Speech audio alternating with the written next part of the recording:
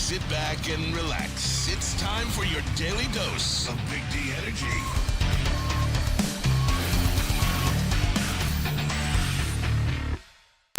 Hey, how appropriate is it that it's called Big D Energy on a Monday after the city of Detroit could not find any more energy, I don't think.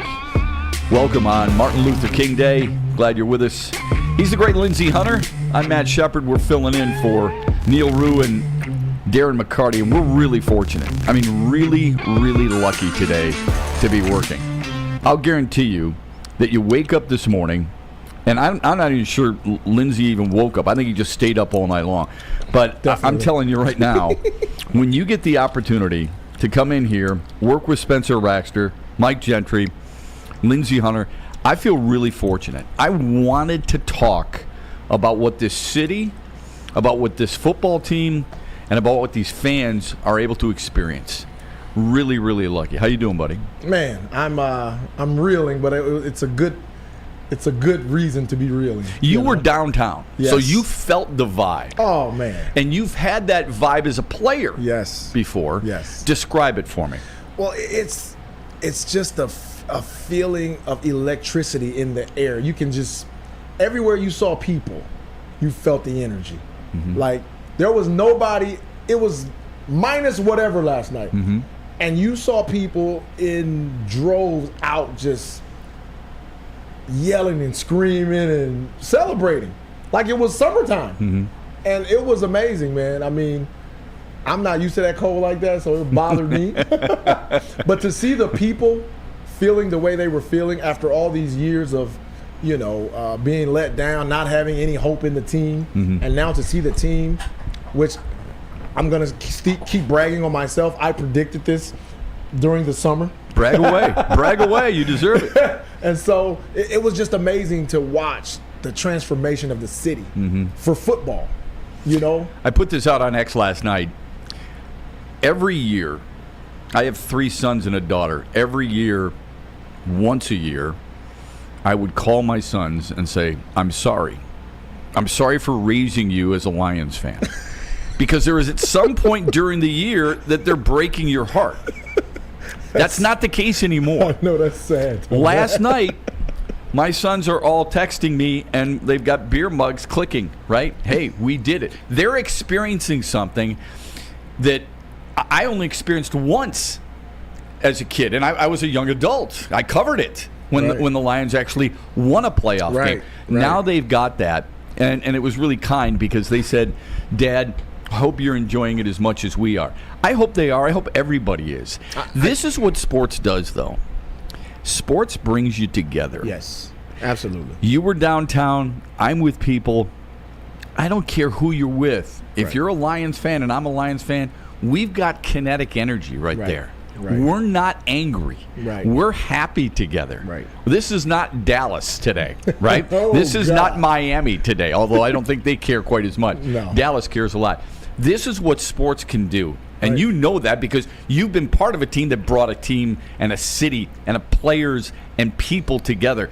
The Lions are doing just that. Everybody in this town should be happy today. Yeah, I think everybody is. I think you can't find anybody that has any feelings for the Lions. They don't have any reason to not feel good today. Yeah. You can talk about every football, and I listen to all the sports shows, and you still hear people talk about, the deficiencies that we have, or we don't have this, or we don't have that. Every team has something that they're lacking. Right. But if you're in the playoffs and you have an opportunity to advance, it doesn't matter. Right. Because all it is one game. And any game you play, you can have a great game or a bad game. Look at the Cowboys. Nobody expected the Cowboys to get dumped. Right. But now we're looking, just pile driven by Green Bay. They were mauled. Yeah. They were mauled. How about this? Look at this. There it is. Chad Johnson's got the Lions hat. Are you coming back? Did you just come back? I came back yesterday. Oh. I went out today. How good do you feel today? Feel great. Right? Hey, man. It's I'm not unbelievable, I haven't isn't even it? slept. Watch on TV or watch at home?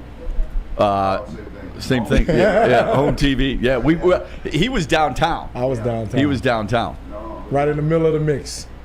it was electric. Did you book your flight for San Francisco yet?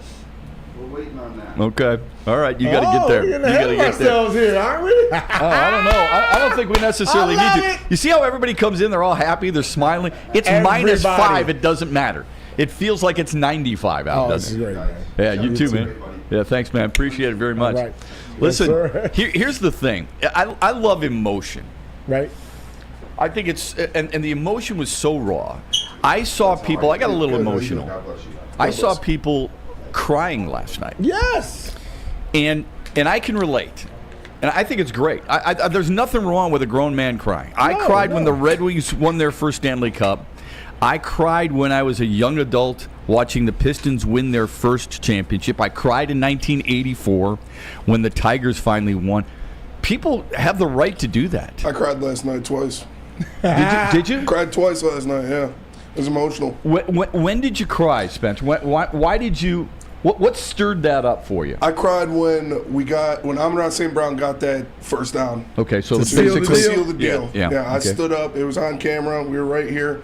I broke down a little bit. It's just, it makes me think of watching the games with my dad. There it is. You know, just so much suffering, getting through so much suffering with the Lions. Finally, my life. The first time in my life seeing the Lions win a playoff game. Wow. That's where it amazing. is. See, he Yes. said, what did he say? He said his father. Yep. He knows what his father has gone through as a Lions fan. Right. That his father was frustrated every single year since 1957, if he was even born then. Right? All we heard about. We saw it in every other city in America. See, when you're a Pistons fan and a Red Wings fan and a Tigers fan, at least you've got something to fall back on. When you get in these debates with other fan bases, you can at least say, yeah, but here's the thing. The Pistons have won 3 championships, you know. Right. The Pistons beat the Lakers with Lindsey Hunter in 2004 when they weren't supposed to. Right. They could have won 3 straight championships. The Red Wings won 4 cups in 11 years, you know. Right. The Tigers are an original member of the American League. They've won 4 championships, you know. Right. Michigan and Michigan State and all this other stuff. The trump card that they always used was football, the NFL. Now the Lions, at least there's something you can fall back on and say, not only are we entertaining, but damn, we're good. Yeah. It's a good football team. I'm happy that it happened the way it happened, because although I always felt from the beginning, watching the team assembled and watching how the front office operated, because I'm always a nuts and bolts. I look at what you do before the season starts. I look at the moves that people make. I look at the processes that they apply. You look at how they're built. Yes, Yeah, because- because you're a former coach, too. Yeah. So every team, if you watch the process of a front office, you'll know if they're serious or not, and you know if they know what they're doing. Because everybody has a structure. The good teams, all the good teams that are built, they have a certain structure and they have certain protocols and procedures how they approach their draft picks. They have a plan. The free agents. Yeah. And I watched the way the Lions went about their business. People complained about the draft picks that they took. Oh, why are we taking Gibbs so high? Right. Running backs Right. are overvalued. Right. We don't need this guy. No, this is our guy. This is the guy we had on our big board, and this is who we're going to take. Didn't care about the naysayers or what people doubted or whatever. Look at the draft picks that they selected and look what they're doing. They're studs. So I think that's a fine line. This is what I've always said. I have to give general managers and coaches and scouts the benefit of the doubt, because they go out and they're scouting those players, and they see them a hell of a lot more than I do. Right. Especially in football. Right. Maybe basketball a little bit, because we're watching you guys play in college. When you and Allen Houston came in together, sure, we watched you in Right. college a little bit. Right. Not a lot, Right. but a little bit. Right. Not often do we see the guys overseas, so did we really know Victor Wembanyama was going to be this good? Who knows, okay? You saw film of him. Same thing with hockey. You're not sure, right? Right. Baseball, how many people are watching college baseball, except for freaks like me? Football, everybody's watching on a Saturday, right? Right. So Absolutely. they think they know. How many really watched Josh Allen at Wyoming? Nobody. Right. You're basing it off guys who have watched these guys and are talking heads on TV. So I'm trying to give the scouts and the general managers the benefit of the doubt. However, many of them are wrong, too. Well, here's the thing I have to say about that, Matt, and I learned this from Pat Riley. Okay. And being in the front, working in the front office, being a scout, working my way up through all that, you're never going to be 100% on whatever chance you take on a player. The smartest thing I learned from Pat Riley was when you miss, correct your mistakes as fast as possible. Pat Riley drafted a kid, number 2 pick out of the Derrick Rose draft. What's the lefty name? Harold Miner? Not Harold Miner. It was after that. Beasley, Michael Beasley. Oh, Michael Beasley out of Kansas State. Miami drafted Michael Beasley, number 2 overall. How fast did Pat Riley realize he wasn't fit for their culture? How fast did he trade him? I don't know the answer to that. 2 years he sent him to New York, I think. A year. 2 years. A year? So Pat Riley was one of the guys, and I learned that from him. I watched him. I'm like, God, he doesn't waste time. If he misses on a guy, he's not above to say, I missed. Let me fix it. Which I think is admirable. Exactly. But as a fan, your immediate thought is, wait a minute. How did you not know he didn't fit your culture? One thing is a basketball skill, but how did you not know he didn't fit your culture and you were willing to take him second overall? Where was the homework done prior to that? So, Matt, and I'll speak on that as well because I've been in that situation. I know. I've done my homework on guys.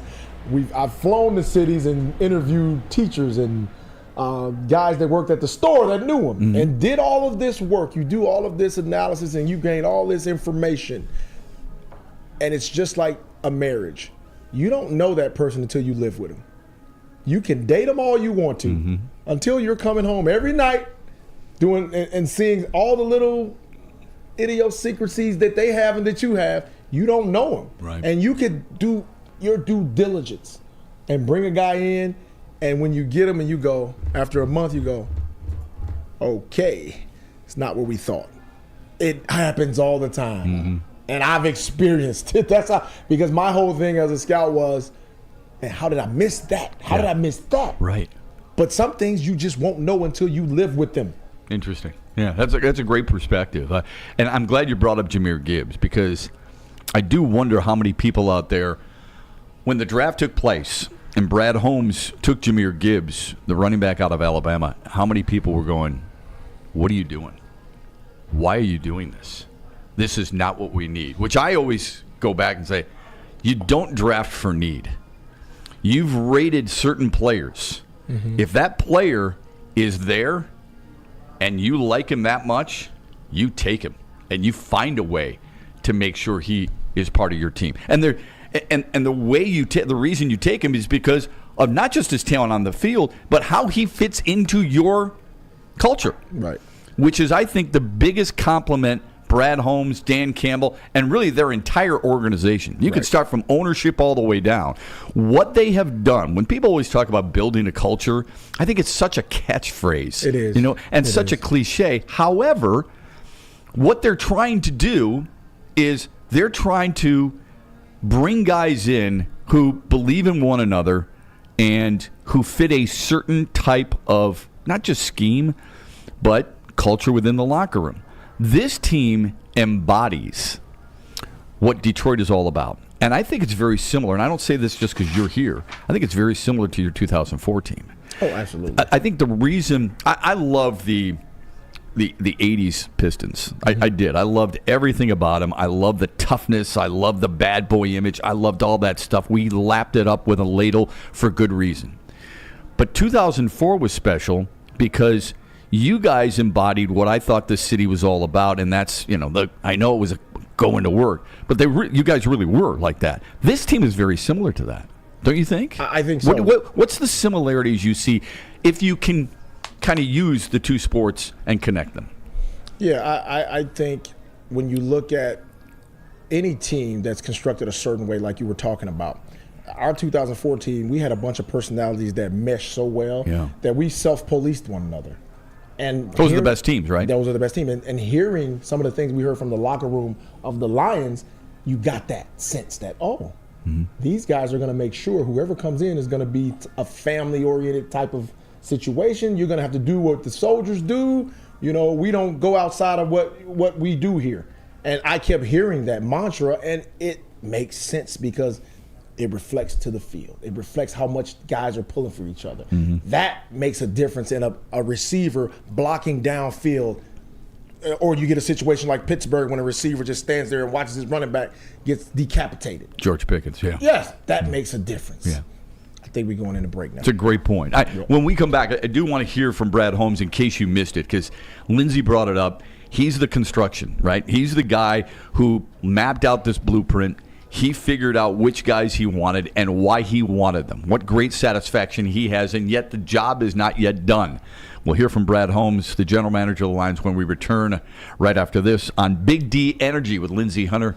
I'm Matt Shepard. Glad you're with us on a Monday late morning. But first, let me tell you guys about Dispo Dispensary. Start the new year lifted. Visit Dispo Dispensary today for exclusive new deals. Experience Dispo Dispensary, a team that curates an unbelievable atmosphere mixed with a fresh variety of products from Michigan's largest inventory. Come through our stores or order on Dispo-today. New year, new deals, same plug. Dispo Dispensary, your local cannabis plug. Since the dawn of moving people, Chevrolet has led the way. The world of transportation is changing. At Feldman Chevrolet, we are leading the charge forward. With every electric vehicle, every mile traveled, one Feldman at a time. The company that puts more Chevys on Michigan roads is now the #1 name for Chevy electric vehicles. Now, coming to Woodward Sports, Woodward and Main Street, the Woodward Sports Network Detroit Lions show. Let's go! Catch Gabrielle D. Phillips, Matt Broder, and Terry Foster for all the latest news on your Detroit Lions every week. Only on the Woodward Sports Network YouTube channel and woodwardsports.com.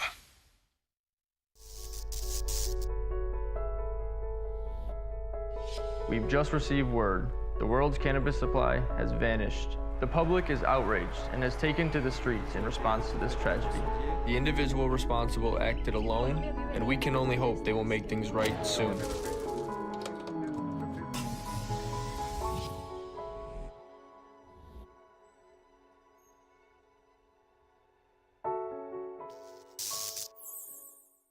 What a blessing to be able to do this read again, because that means the Detroit Lions are hosting another playoff game, and you can join Woodward Sports and Long Drink for the official Lions VIP tailgate party. It's at Eastern Market in Shed number 5. It goes from 9:30 a.m. to game time. The official Lions tailgate is back and better than ever. I was there yesterday. So much fun. Shout out to everybody at Bullseye. You can get your tickets online today at bullseyeeventgroup.com, or you can win some from Woodward Sports.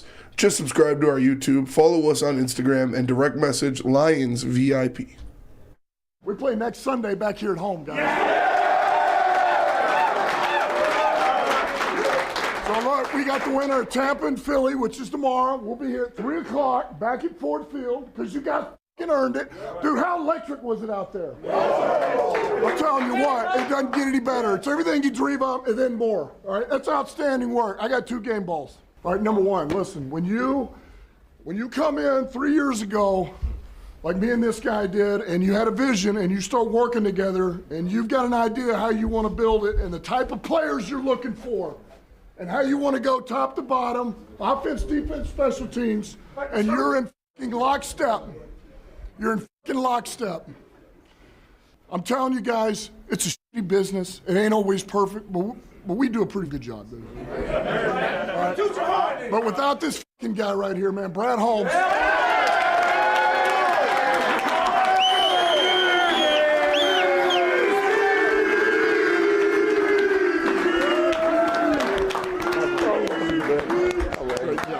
Great job. I absolutely love every single person in this room, man. We were intentional on being about grit, all right, and earning it. I love everybody in here, man. We went through darkness and it shaped us, all right? It shaped us for this moment. I love y'all, man. Thank you so much. Appreciate it. Especially this guy, man.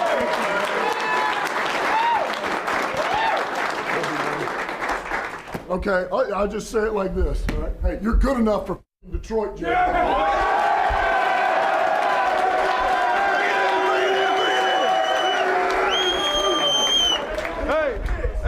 appreciate you guys more than you fucking know. I promise you that. I love you guys so fucking much. This is just the beginning, boys. This is just the fucking beginning. We got 3 more of these next week at home, at our place, against whoever the fuck wants to come in here. Let's go. Win on 3, 1, 2, 3, win! Who wants to run through a wall now? Hell yeah. And man, you know, Matt, the best thing about that is when you have that environment and you have the people, the personnel that they have. And I'm big on, I hate when I see teams and players talk about, who we want to play. Oh, whoever. Whatever. Like, I love the challenge of, dude, bring the best. Because when you want to win a championship, you don't want anybody looking at your championship saying, oh, well, this happened for you guys. No, we played the best and we beat the best. Amen. No questions. Yeah. At their strength, too. At their strength. Right. I don't want no excuses.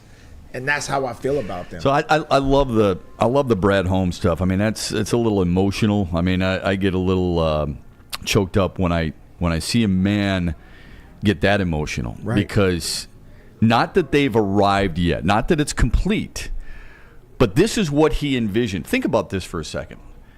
You had a vision 3 years ago of whatever. It could be your house. It could be your career. Right. It could be your family. Right. Whatever. A vacation.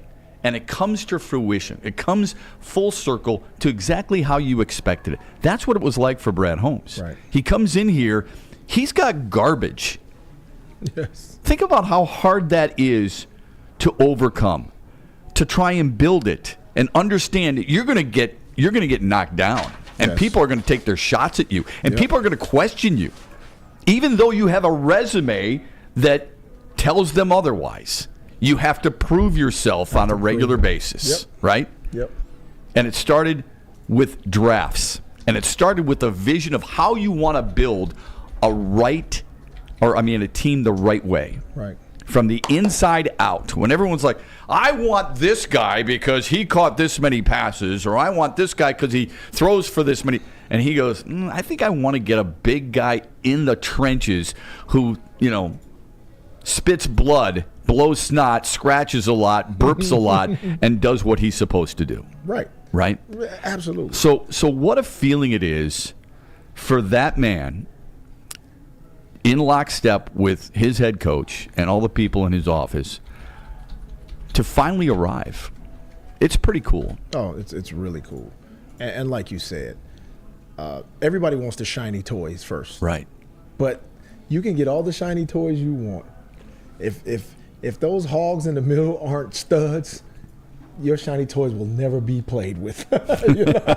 How many people, after dealing with what he had to deal with for the first 3 years, and even this year, like you mentioned Jahmyr Gibbs, who I love, absolutely love. Stud. How many people would stand there and go, told you so? He didn't. No. He just goes about his business. Right. And he says, you know what? I know what I'm doing. There's a quiet confidence about Brad Holmes, a louder confidence about Dan Campbell. Right. And it shows in the way their team plays. Absolutely. How challenging is that to take a team that was here, bring them here with the right people in such a short period of time? Amazing. It is truly amazing. And the I think the biggest thing is them having the ability to withstand what you were talking about, the criticisms and all the other stuff, to say, you know what, who cares? Because they weren't just fighting against building it now. They were fighting against 30 years of destitute of people complaining like, they don't know what they're doing. Because I heard it all when every year the draft come around, people were complaining like crap. Gibbs, they didn't like. They didn't like Laporta because it's a tight end and they don't value the position. They didn't like Campbell, when they should have had a certain guy. And all three of those guys, major contributors, huge pieces to the puzzle. Right. And also, man, they did it. That offensive line, which to me, I gave the MVP to the offensive line yesterday. Yeah. Because the pocket stayed clean. Golf had all day. All night the pocket stayed clean. I don't remember how many pressures that Golf had. Not a lot. Not a lot at all. I think there were 22 times. I think he hit on 22 passes that he wasn't pressured on. So when your offensive line has that pocket that clean for you, and mind you, the running game wasn't great yesterday. The running game was kind of subpar. Yeah. So Goff had to be what he was yesterday to win that game. And he was. And those linemen, man, they did an unbelievable job of keeping him clean. I think Aaron Donald's one of the greatest defensive players in the history of the sport. We didn't hear his name. You didn't. That tells you something right there. Like you can make, Lindsey and I were talking about this before the game. Lawrence Taylor to me, Ronnie Lott, Charles Woodson, Reggie White, Bruce Smith. Reggie White's probably the greatest defensive lineman of all time. Yeah. Aaron Donald's right there. Yes. Like he is right there with him. Derek Thomas before he died too soon. But when you don't hear that name, yes, like somebody said yesterday, they're not a no-name defense. They're a one-name defense. Right. They're Aaron Donald and everybody else. Right. And if you're keeping him in check and you're giving your Q a ton of time to throw, he's going to pick you apart, and that's exactly what happened. And really, that's what happened for both quarterbacks. I mean, both quarterbacks were outstanding. I think it's the way I wanted the game to go. I wanted, because of what he brought to the city, I wanted Stafford to play well. I just wanted the Lions to win. I wanted them to win more comfortably. Everybody does. Yeah, I had them by 7. You had them by 7? Okay. Yeah. I had it as a higher scoring game. Yeah. I had it like 31-27. Well, it was headed that way in the beginning. I know it was. It looked like a shootout. Yeah, it sure was. But I was, and there's, people are going to nitpick. We get this. You and I have talked about this before. No team is perfect. Right. No game is perfect, and no player is perfect. Right. But you're going to have people using certain things from this game that will concern them for whether the Eagles or the Buccaneers come here next week, and are we going to be able to do it? But on a Monday after, we should just relish and enjoy what this team did so well. Absolutely. I forgot what show I was listening to. I heard someone saying, well, can we truly judge Goff on this game because he had such clean pockets, and can we judge him under more scrutiny? Can he be judged? I'm like, dude, you got to make the throws. Yes, still got to make the throws. That's what I said. I'm like, dude, it doesn't matter at this point. If you don't want to pay Goff right now, if you don't want to extend him, then you don't want a quarterback. Look, if you don't want to, you have to. If you don't want to do that, that's fine. So that's to each his own. I'm not saying there's one right or wrong answer. But here's what I would ask you. If you're not going to use yesterday as a measuring stick, right, what are you going to use as that measuring stick? He won your first division title since the NFC North was created. He won your second playoff game in the Super Bowl era. It's still not enough for you? Okay. He has taken a team to a Super Bowl, Okay. Exactly. He is second in the league in yards, if that matters to you. Okay. I guess you've got to figure out what the most important thing is for your criteria. He was 4th in the league in touchdown passes. When do I need to stop before you go, well, maybe you're right? And I'll tell you why that is. I think it's because most people make up their mind pretty quick. I could make up my mind on you as a shooter really fast. Right. Lindsey Hunter, really good defensive player. He did some threes and stuff like that, but on occasion, okay. Right. Then Lindsey could go out and prove me wrong, but it's still not enough for me. Right. Why? Because my original opinion was based on something else. Right. It's hard for an athlete to change a fan's mind, I think. I could be wrong there. No, you're absolutely right. To me, though, winning trumps everything. Yeah. Winning should trump everything. Winning what? Right? Yes. I mean, because here's what the naysayer will say. He'll be quiet for a moment because Goff and the Lions just won. But when they lose, he'll rear his head again and say, I told you he wasn't good enough to do this or do that. Right. Yeah. But that always happens, I guess. And I guess we'll get more into golf because I want to talk about golf a lot more after the break. Good. Let's do that. We do have to go to break real fast, but we will be back with more Lions talk, obviously. It's a national holiday. It's a statewide holiday, at least. And let me tell you guys about Guardian Alarm. Guardian Alarm offers you customized solutions from real experts. Their professional technicians take the time to recommend security and automation solutions specific to your needs. They also have 24/7 professional monitoring. You can call them anytime, and they will stay on the phone with you as long as needed. And of course, they have technology backed by people. Your safety and security deserves technology. It's been proven to work and people who have been proven to care. So call them at 1-800-STAY-OUT. That's 1-800-STAY-OUT, and let them know that Big D Energy sent you. Woodward Sports' own Tom Mazaway and Sam Stick Day will be hosting our Lions postgame show after every Lions game all season long. Tune into the Woodward Sports YouTube channel for his hot-off-the-press takes, game analysis, and Kool-Aid sipping celebrations. You won't want to miss it. Join Maz, Stick, and special guests each week immediately following every Lions game, exclusively on the WSN YouTube channel. Your home is your most important asset. Flexibility in the sales process is key. When you work with Mark White & Associates, you can cancel at any time, for any reason, without penalty. Speaking of flexibility, check this out. Who you work with matters. Hire the best broker in the game.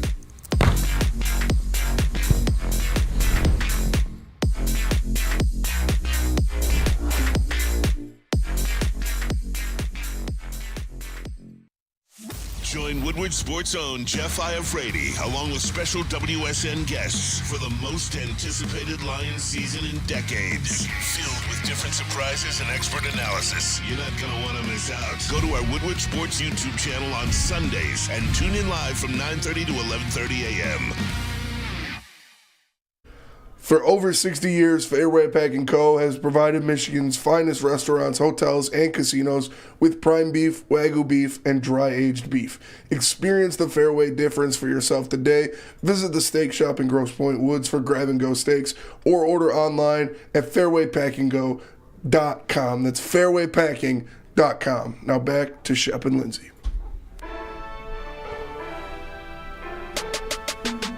It was funny, Lindsey and I were talking about the draft picks of Brad Holmes. And I think sometimes we forget that in 2021, with a 112th overall pick in the 4th round, Brad Holmes found Ermanni St. Brown, who is... First team All-Pro. Yeah, he's first team All-Pro. I was going to say he's unguardable. Yeah. I'm sure that's not true, and I'm jumping to the gun a little bit there, but his ability, and we'll get into Jared Goff here in a minute, but that's why I love talking to him during break. His ability to get off the line of scrimmage with a shoulder shake, a jab step here or there, and create space within the first 3 yards, to me, is amazing. This is what I love about sports. You can use so many different sports that will help you in other sports. When you had the ball in your hands, you created space with a jab step, a shoulder shake, a fake one way and a crossover. You can do that as a wide receiver. You can do that in hockey. You do it in lacrosse. You do it on a pretty regular basis in a lot of different sports. And I love that about Ermanni St. Brown and his ability and what he was able to do for the Lions, not just yesterday, but what he's done all season long. I mean, look, Spencer's right. I mean, he's first team All-Pro. How he's not a Pro Bowler is beyond me.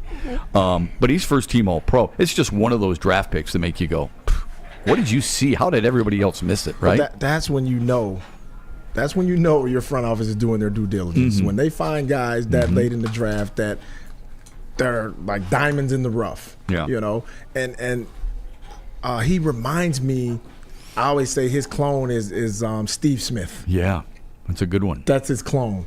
I think Steve had a little more down-the-field explosiveness, but they get off the line. I never saw anybody try to jam Steve Smith. Because they probably couldn't. They couldn't, right? Yeah. And he has that same release. Yeah.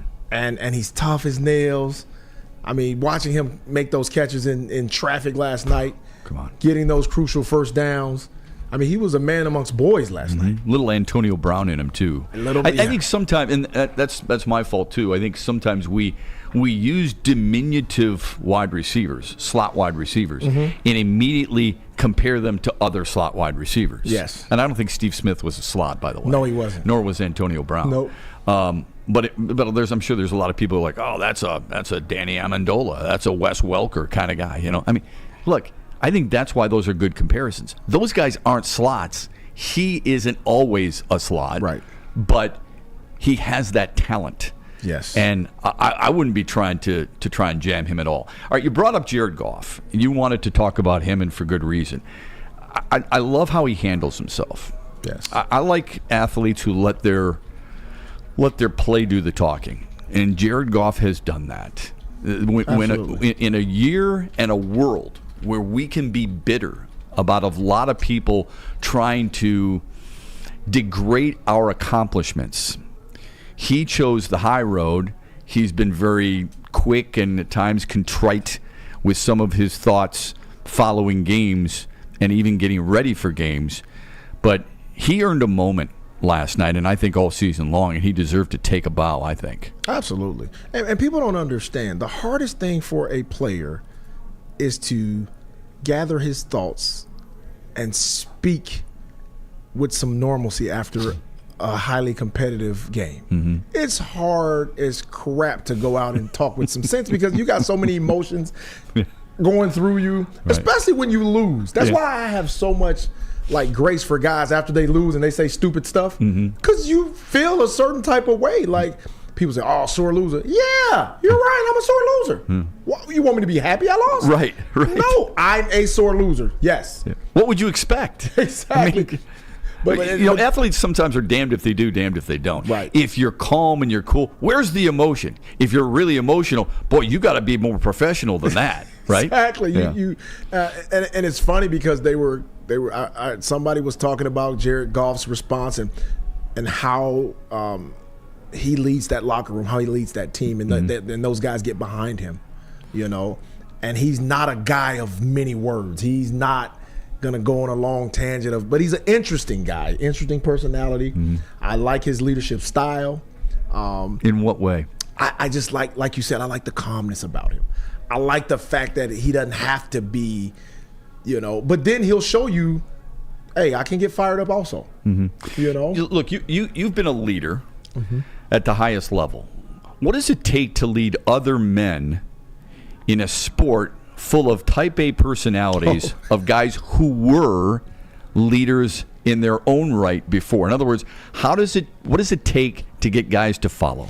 I think the biggest thing, for me, it was always how hard I competed.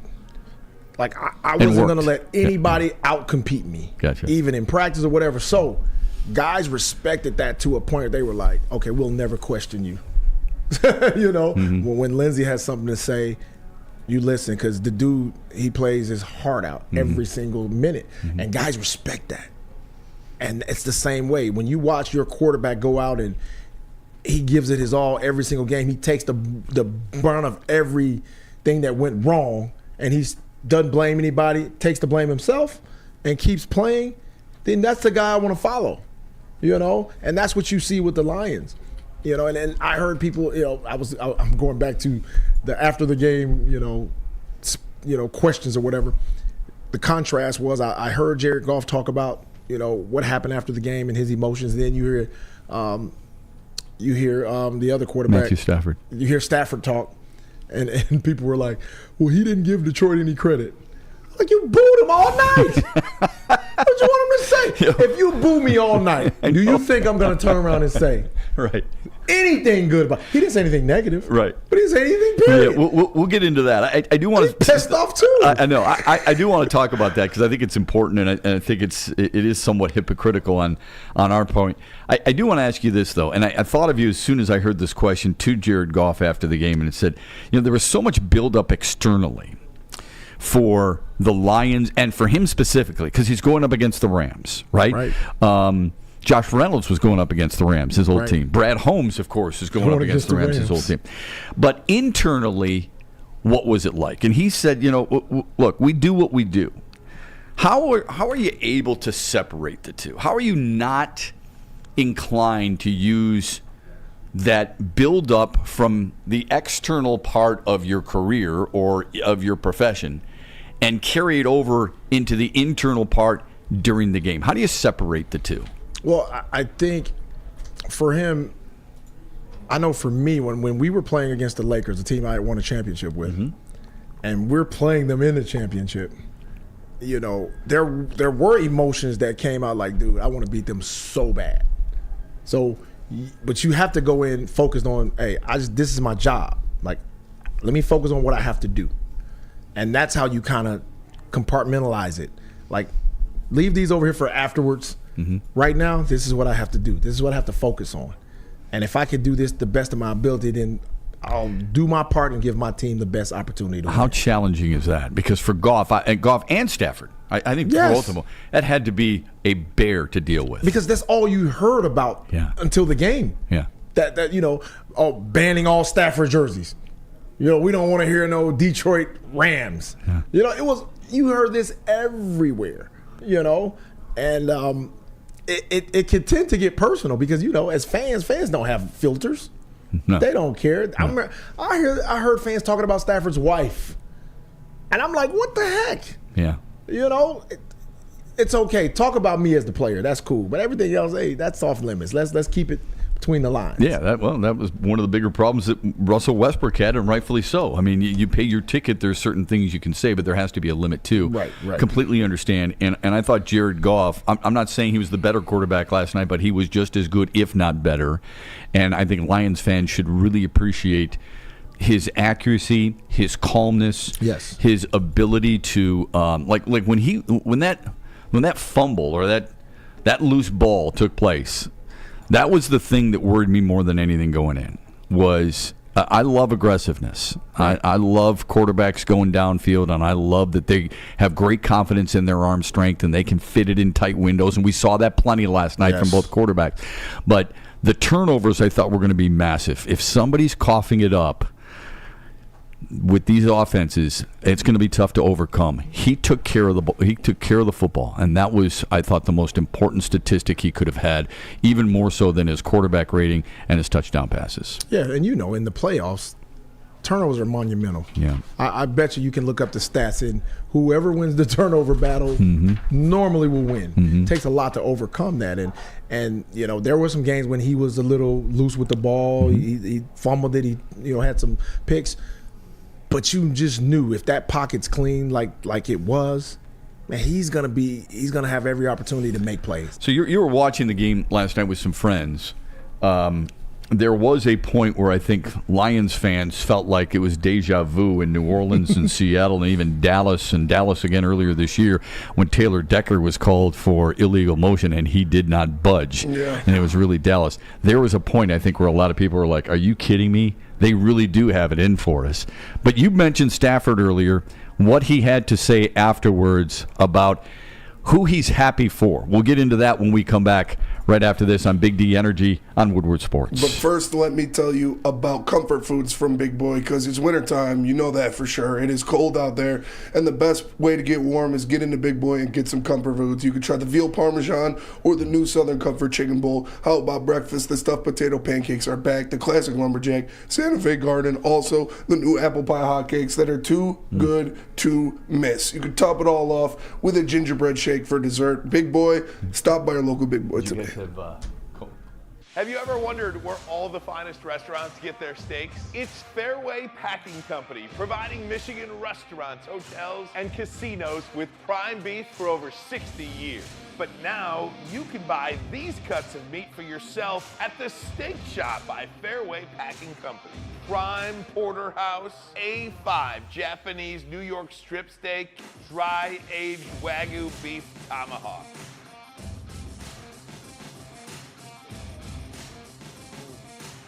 Delicious. Get to the Steak Shop today. Enjoy fine wine, have a private party, and get the finest cuts of meat anywhere.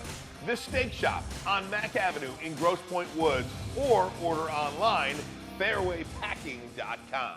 Come to any Lady Jane's Haircuts for Men for an award-winning haircut experience from one of our talented stylists and register for a once-in-a-lifetime opportunity to win an all-expenses-paid suite for the 2024 NCAA tournament for you and 5 of your best buds. That's right, college basketball's most elite event. You and your 5 best friends just get to any Lady Jane's today for an award-winning haircut experience and automatically register to win the trip of your dreams. Lady Jane's Haircuts for Men, open 7 days a week. Walk in anytime. Lady Jane's, it's wicked awesome.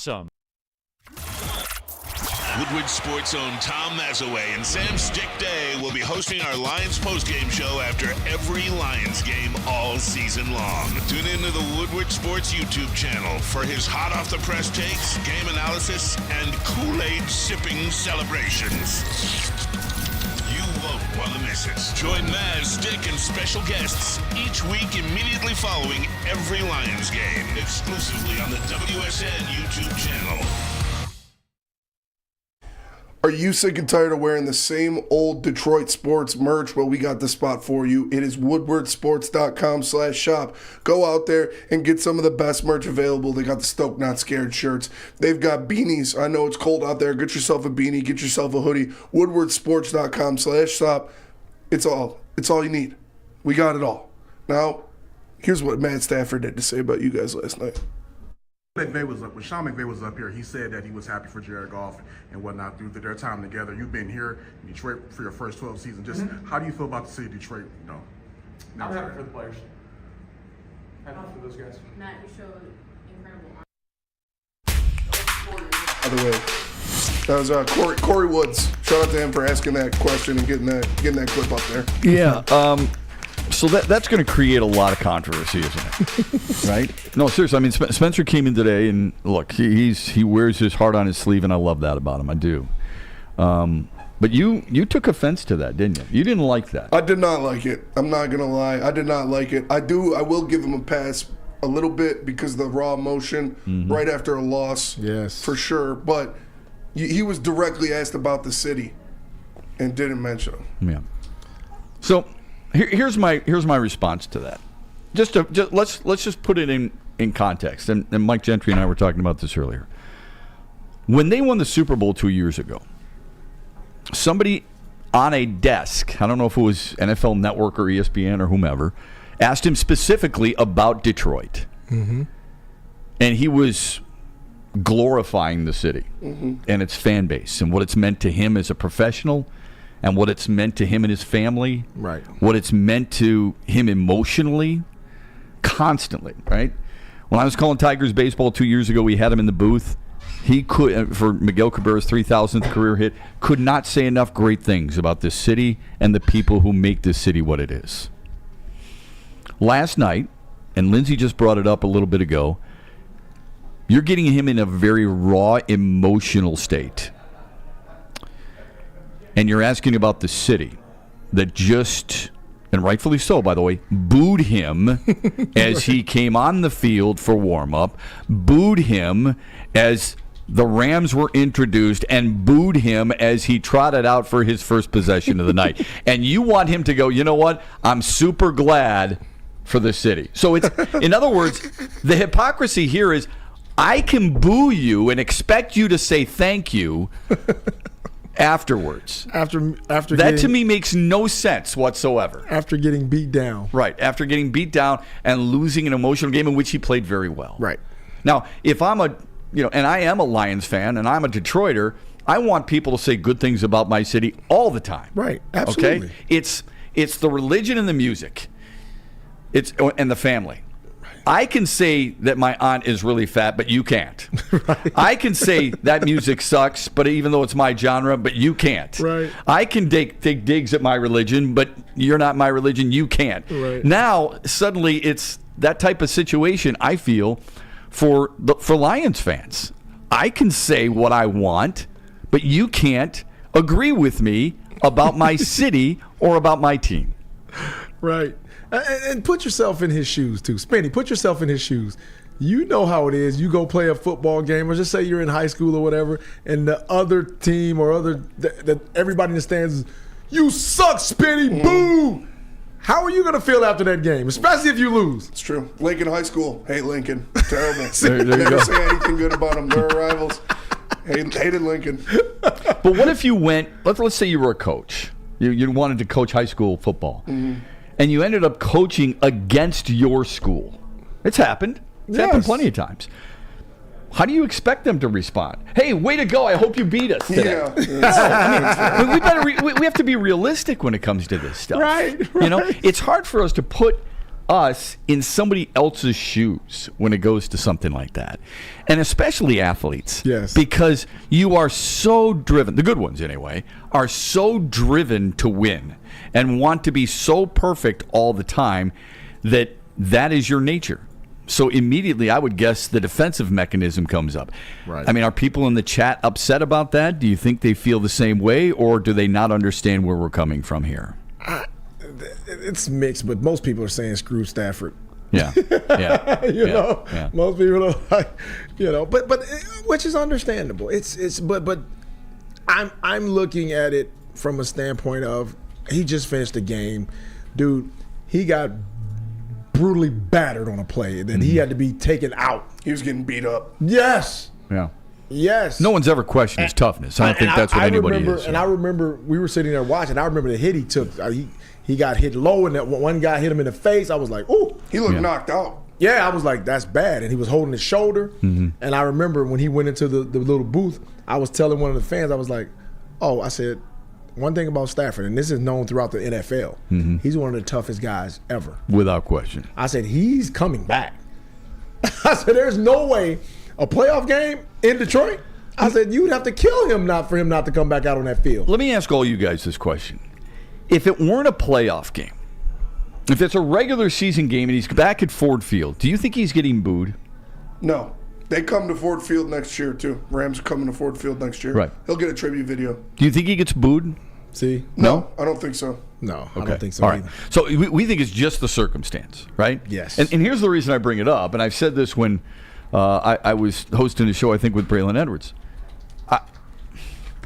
How this fan base can cheer Michael Jordan when he comes back with Washington and boo Matthew Stafford, who spent 12 years here and is the greatest quarterback the franchise has ever had, baffles me. But I think you're right. I think it's because it's a playoff game. It's a playoff game. Right? Absolutely. And that's the way it should be. I mean, I've never been one of those fans who boos other players. Right. Okay? Certain guys, maybe, you know? Right. But seriously, like when Jordan said the Pistons were bad for basketball, yes, I'm going to boo that. Right. But I'm not going to boo a guy because he's really good and he's trying to beat my team. Right. I want to appreciate greatness. All right?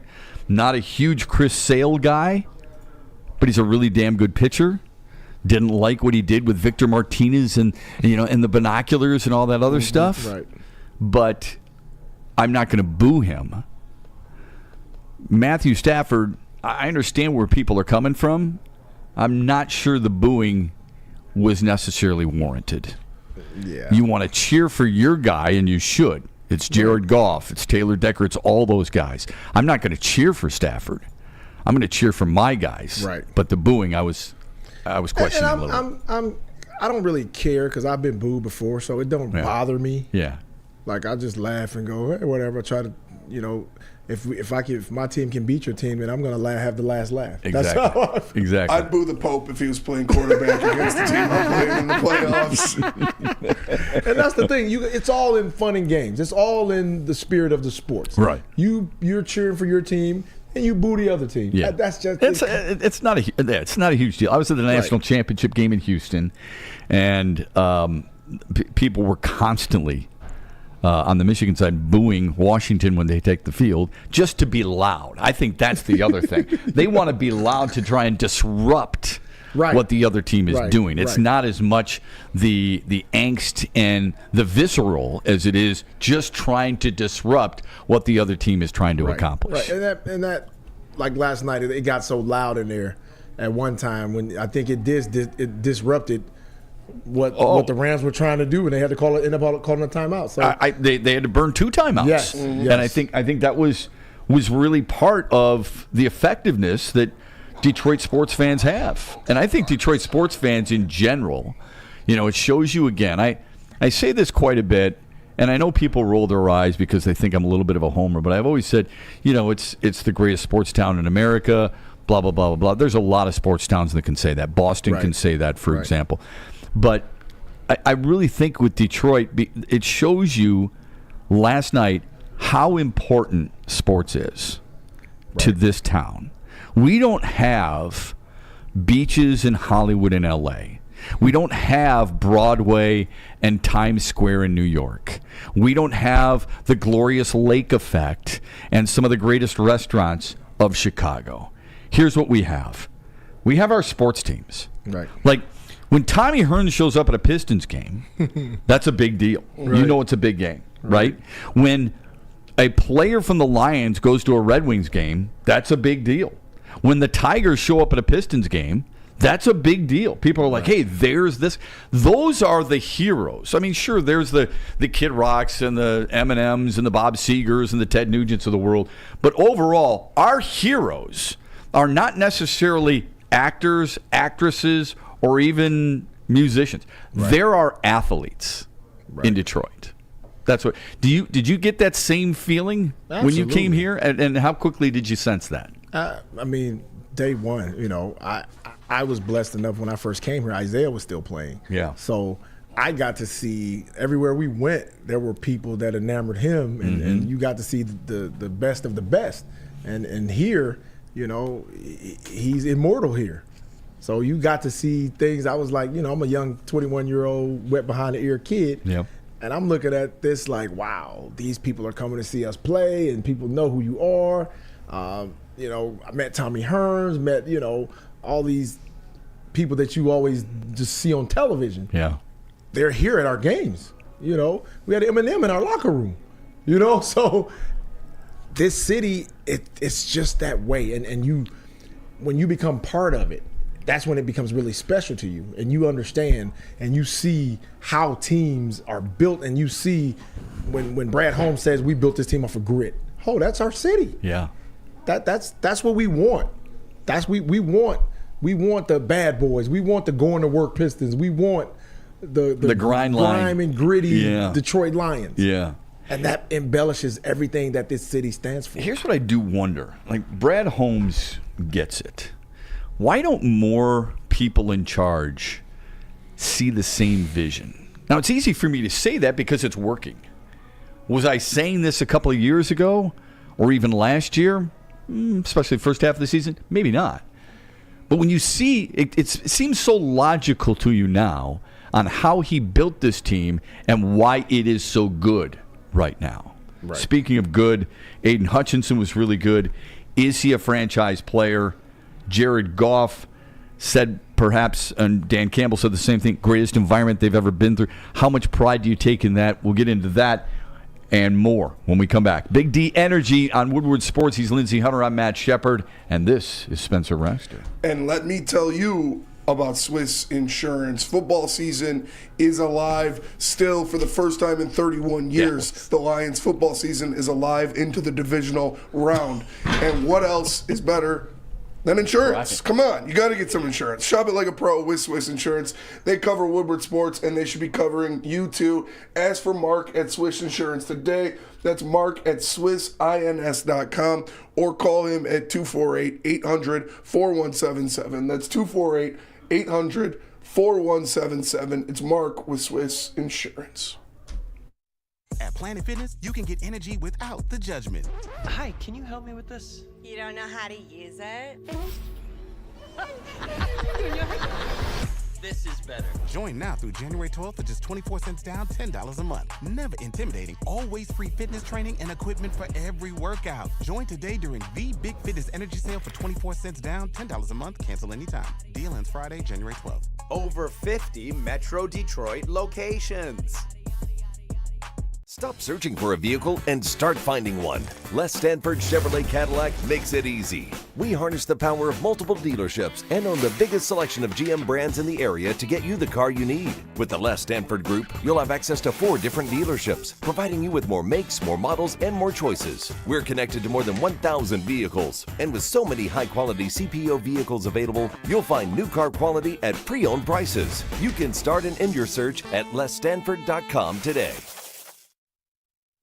Now, coming to Woodward Sports, Woodward and Main Street, the Woodward Sports Network Detroit Lions show. Let's go! Catch Gabrielle D. Phillips, Matt Broder, and Terry Foster for all the latest news on your Detroit Lions every week. Only on the Woodward Sports Network YouTube channel and woodwardsports.com.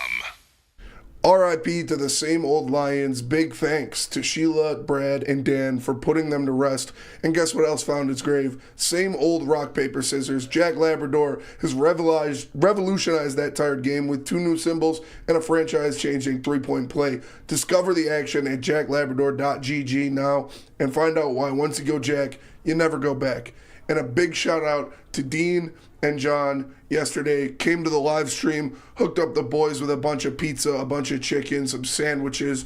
Shout out to those guys. Shout out to Jack Labrador. They're the guys. jacklabrador.gg. Now, back to Matt Shepard and Lindsey Hunter. You just went first name basis with Sheila, Brad, and Dan. That's interesting. Second hour of the program.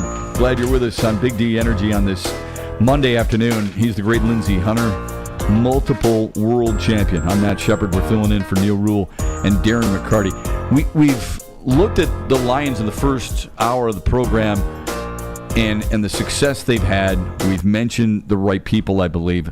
We did omit the defense. And I think when the game started, you're like, uh-oh, whoever has the football last is going to win, right? I thought it was going to be a higher scoring game. I thought it'd be like 31-27, something like that. But the defense has really made impressive adjustments in the second half. And Aiden Hutchinson had a couple of sacks. As you could say, one was perhaps a gift. They also had 5 quarterback hits. Yes. Which sometimes are just as effective. Had 6 tackles overall. Do you think he's a franchise player?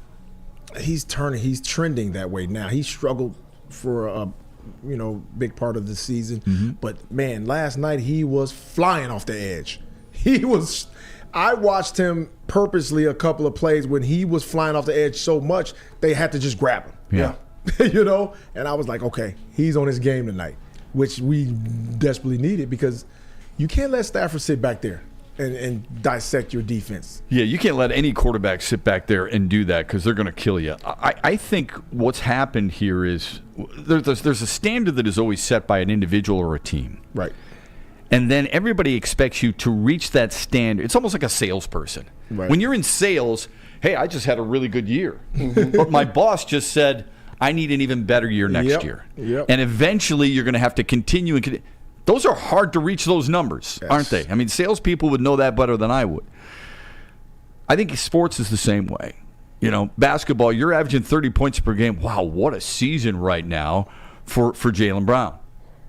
And then suddenly next year, I want you to average 34. And then it's 36. I mean, when's enough is enough, right? And it's the same thing with Aiden Hutchinson. Last year, what do you have, 9.5 sacks? 9.5, yeah. He had 11.5 sacks this year. Yep. So he's trumped that number, if that's a big number to you, and that's an important number for you.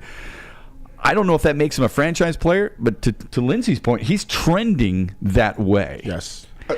I said it last night at the postgame show. The last 3 to 4 weeks of football in the NFL, Aiden Hutchinson has looked like the best pass rusher in the NFL. He had 2 sacks in Dallas, he had 2 sacks in Minnesota, and then he had 2 sacks tonight. Right. Or yesterday, excuse me. He has looked like the best pass rusher in the NFL for the past couple of weeks. But he's not. Right. So, do you have to be the best in order for you to be a franchise player? So, like, T.J. Watt, who's the best pass rusher in football? T.J. Watt? Miles Garrett, Max Crosby. Okay. Yeah. Watt is a little different player. Garrett's strictly a defensive end.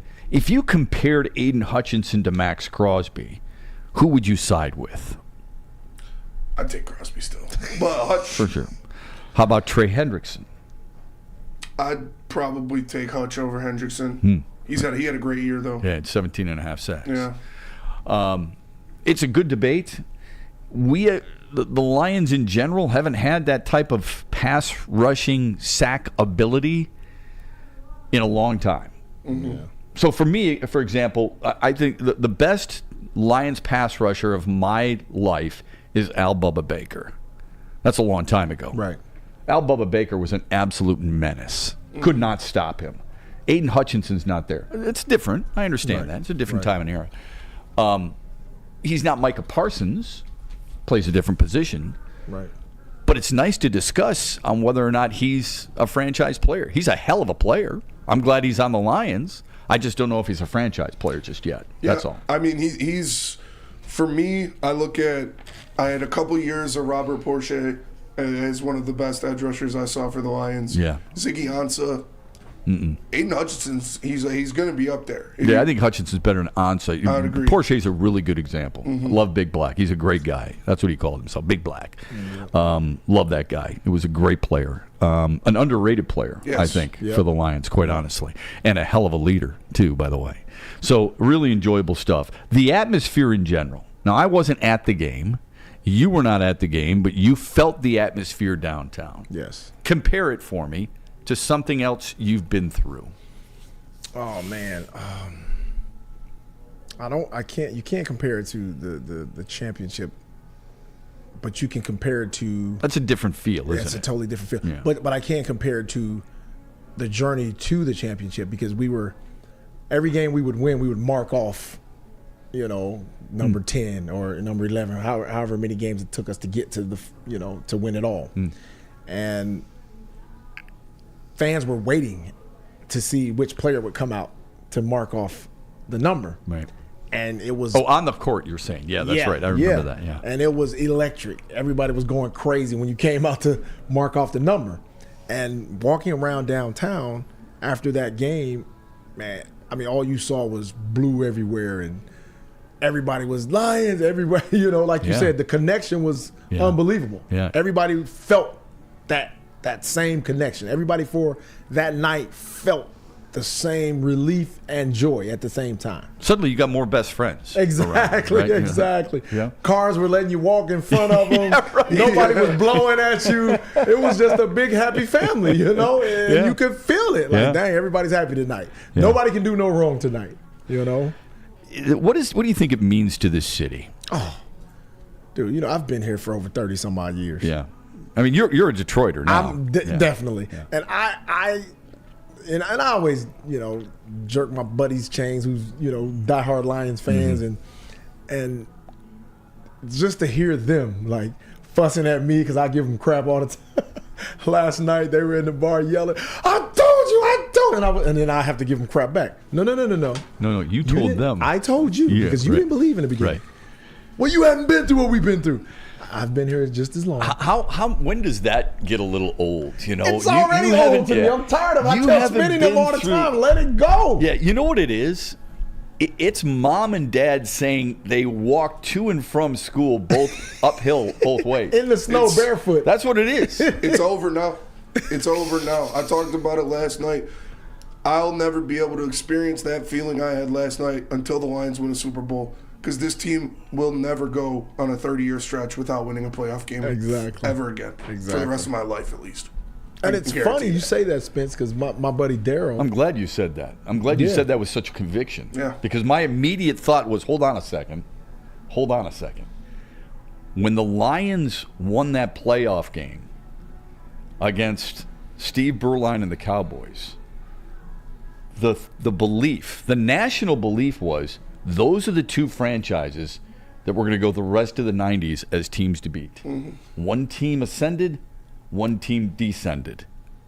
So that's immediately, as soon as you said that, that's immediately where I went to. But you're saying it with conviction because you believe the people in place are right. Yes. As long as you keep Brad Holmes and to a certain extent Dan Campbell. Yes. And I love Dan Campbell, but oftentimes you won't see GMs and coaches stay married the way these guys feel about one another right now. But anyway, go ahead, Lindsey. You were saying something. I'm sorry I interrupted you. Yeah, I'm just saying. I was talking to one of my buddies, and I was like, I said something to the point where, no, the Lions are an organization where this is gonna last. And he looked at me weird, like, what are you talking about?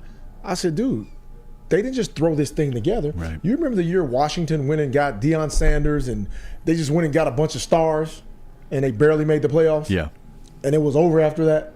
I said, this is not that type of team. They built this team the right way. You think dude. this is sustainable? Yes, absolutely. It's almost like I compare it to how the Spurs always went about their business. Oh, man. They plugged and played. Mm-hmm. You know, they had their stars, and they plugged around those stars. They made great draft picks. You know, they got Ginobili in the second round. You get Tony Parker with a 20-something pick.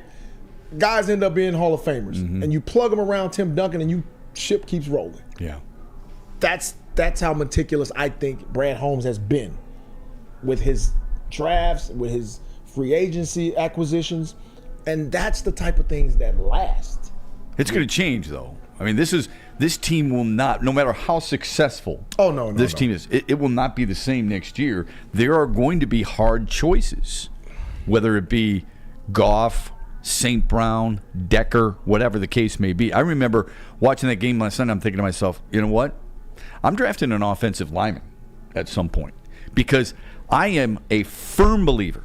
Now, they've got to get better defensively. We all know that. Right. But I am a huge believer that you build from inside, and I think this team has proven that, and other teams did too. You and I don't like the Dallas Cowboys. We'll get into that here when we come back from break. But when they were really good, they built with Smith and Martin and guys up front. Right. Okay?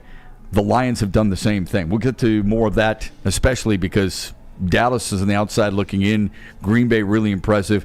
But your Lions, one of 4 teams to win in the playoffs so far, get another home game next week here in Detroit. Spence? Yeah, I would like to see them grab an offensive lineman too. And, you know, Dan, Brad, I've been in the gym. I'm down like 60 pounds, back around my playing weight. Put me out there pulling guard. I can make some things happen. And that gym is obviously Planet Fitness, because Planet Fitness is the home of the judgment-free zone, where you can work out in a non-intimidating, judgment-free atmosphere. The gym that has always been known for being clean is now cleaner than ever. You get a full-body workout in 30 minutes in the 30-minute circuit. All memberships include fitness training. Get all that for just $10 a month. No commitment. No matter where you are, there is a Planet Fitness close by. There are more than 50 in Metro Detroit and thousands more throughout the world. Planet Fitness, where your fitness is essential.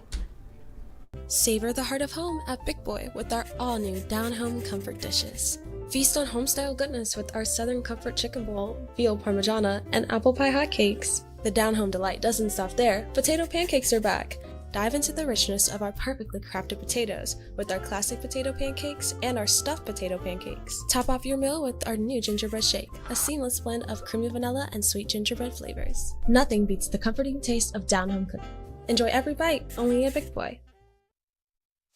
Join Woodward Sports' own Jeff Iafrate, along with special WSN guests, for the most anticipated Lions season in decades. Filled with different surprises and expert analysis. You're not going to want to miss out. Go to our Woodward Sports YouTube channel on Sundays and tune in live from 9:30 to 11:30 a.m.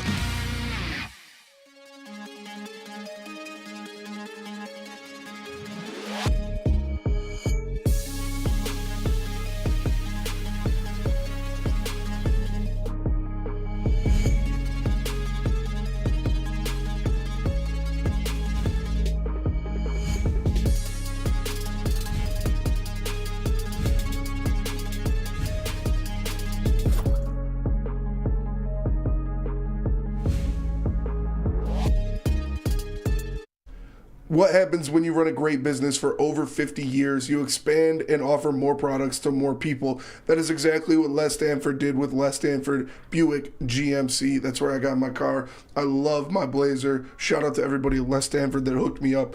The same great service that customers have come to know and trust on Woodward Avenue, just south of 9 Mile. Check out Les Stanford in Dearborn today and find the brand you want at lesstanford.com. Now, back to Shep and Lindsey.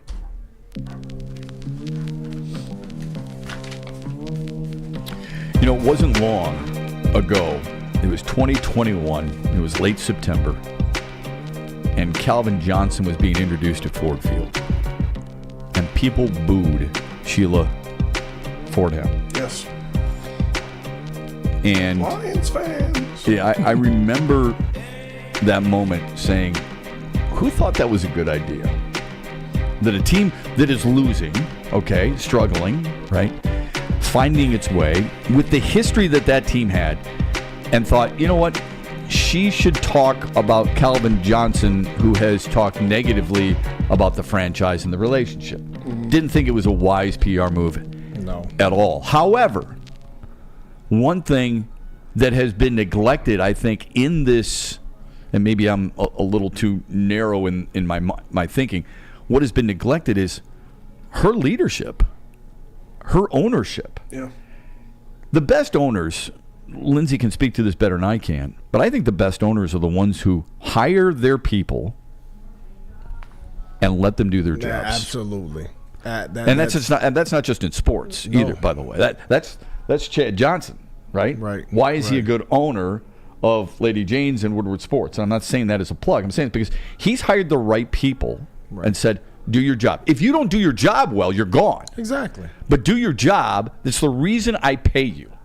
She's done that with Brad Holmes specifically, and then obviously Dan Campbell. Right. And I think you can go across the board and look at successful organizations are the organizations that do just what you just said. Mm-hmm. They hire the people that they feel like is right for the job, and they let them do, hey, I'm hiring you to do a job. I'm not going to do your job for you. Mm-hmm. Now, there are other organizations who owners are a little more hands-on, and they tend and they tend to be what they end up being, all for show and no substance. Yeah. But yeah, you have to give her credit for doing what she's done. She brought Brad Holmes in here. They got the right coach, and they've constructed this team the right way.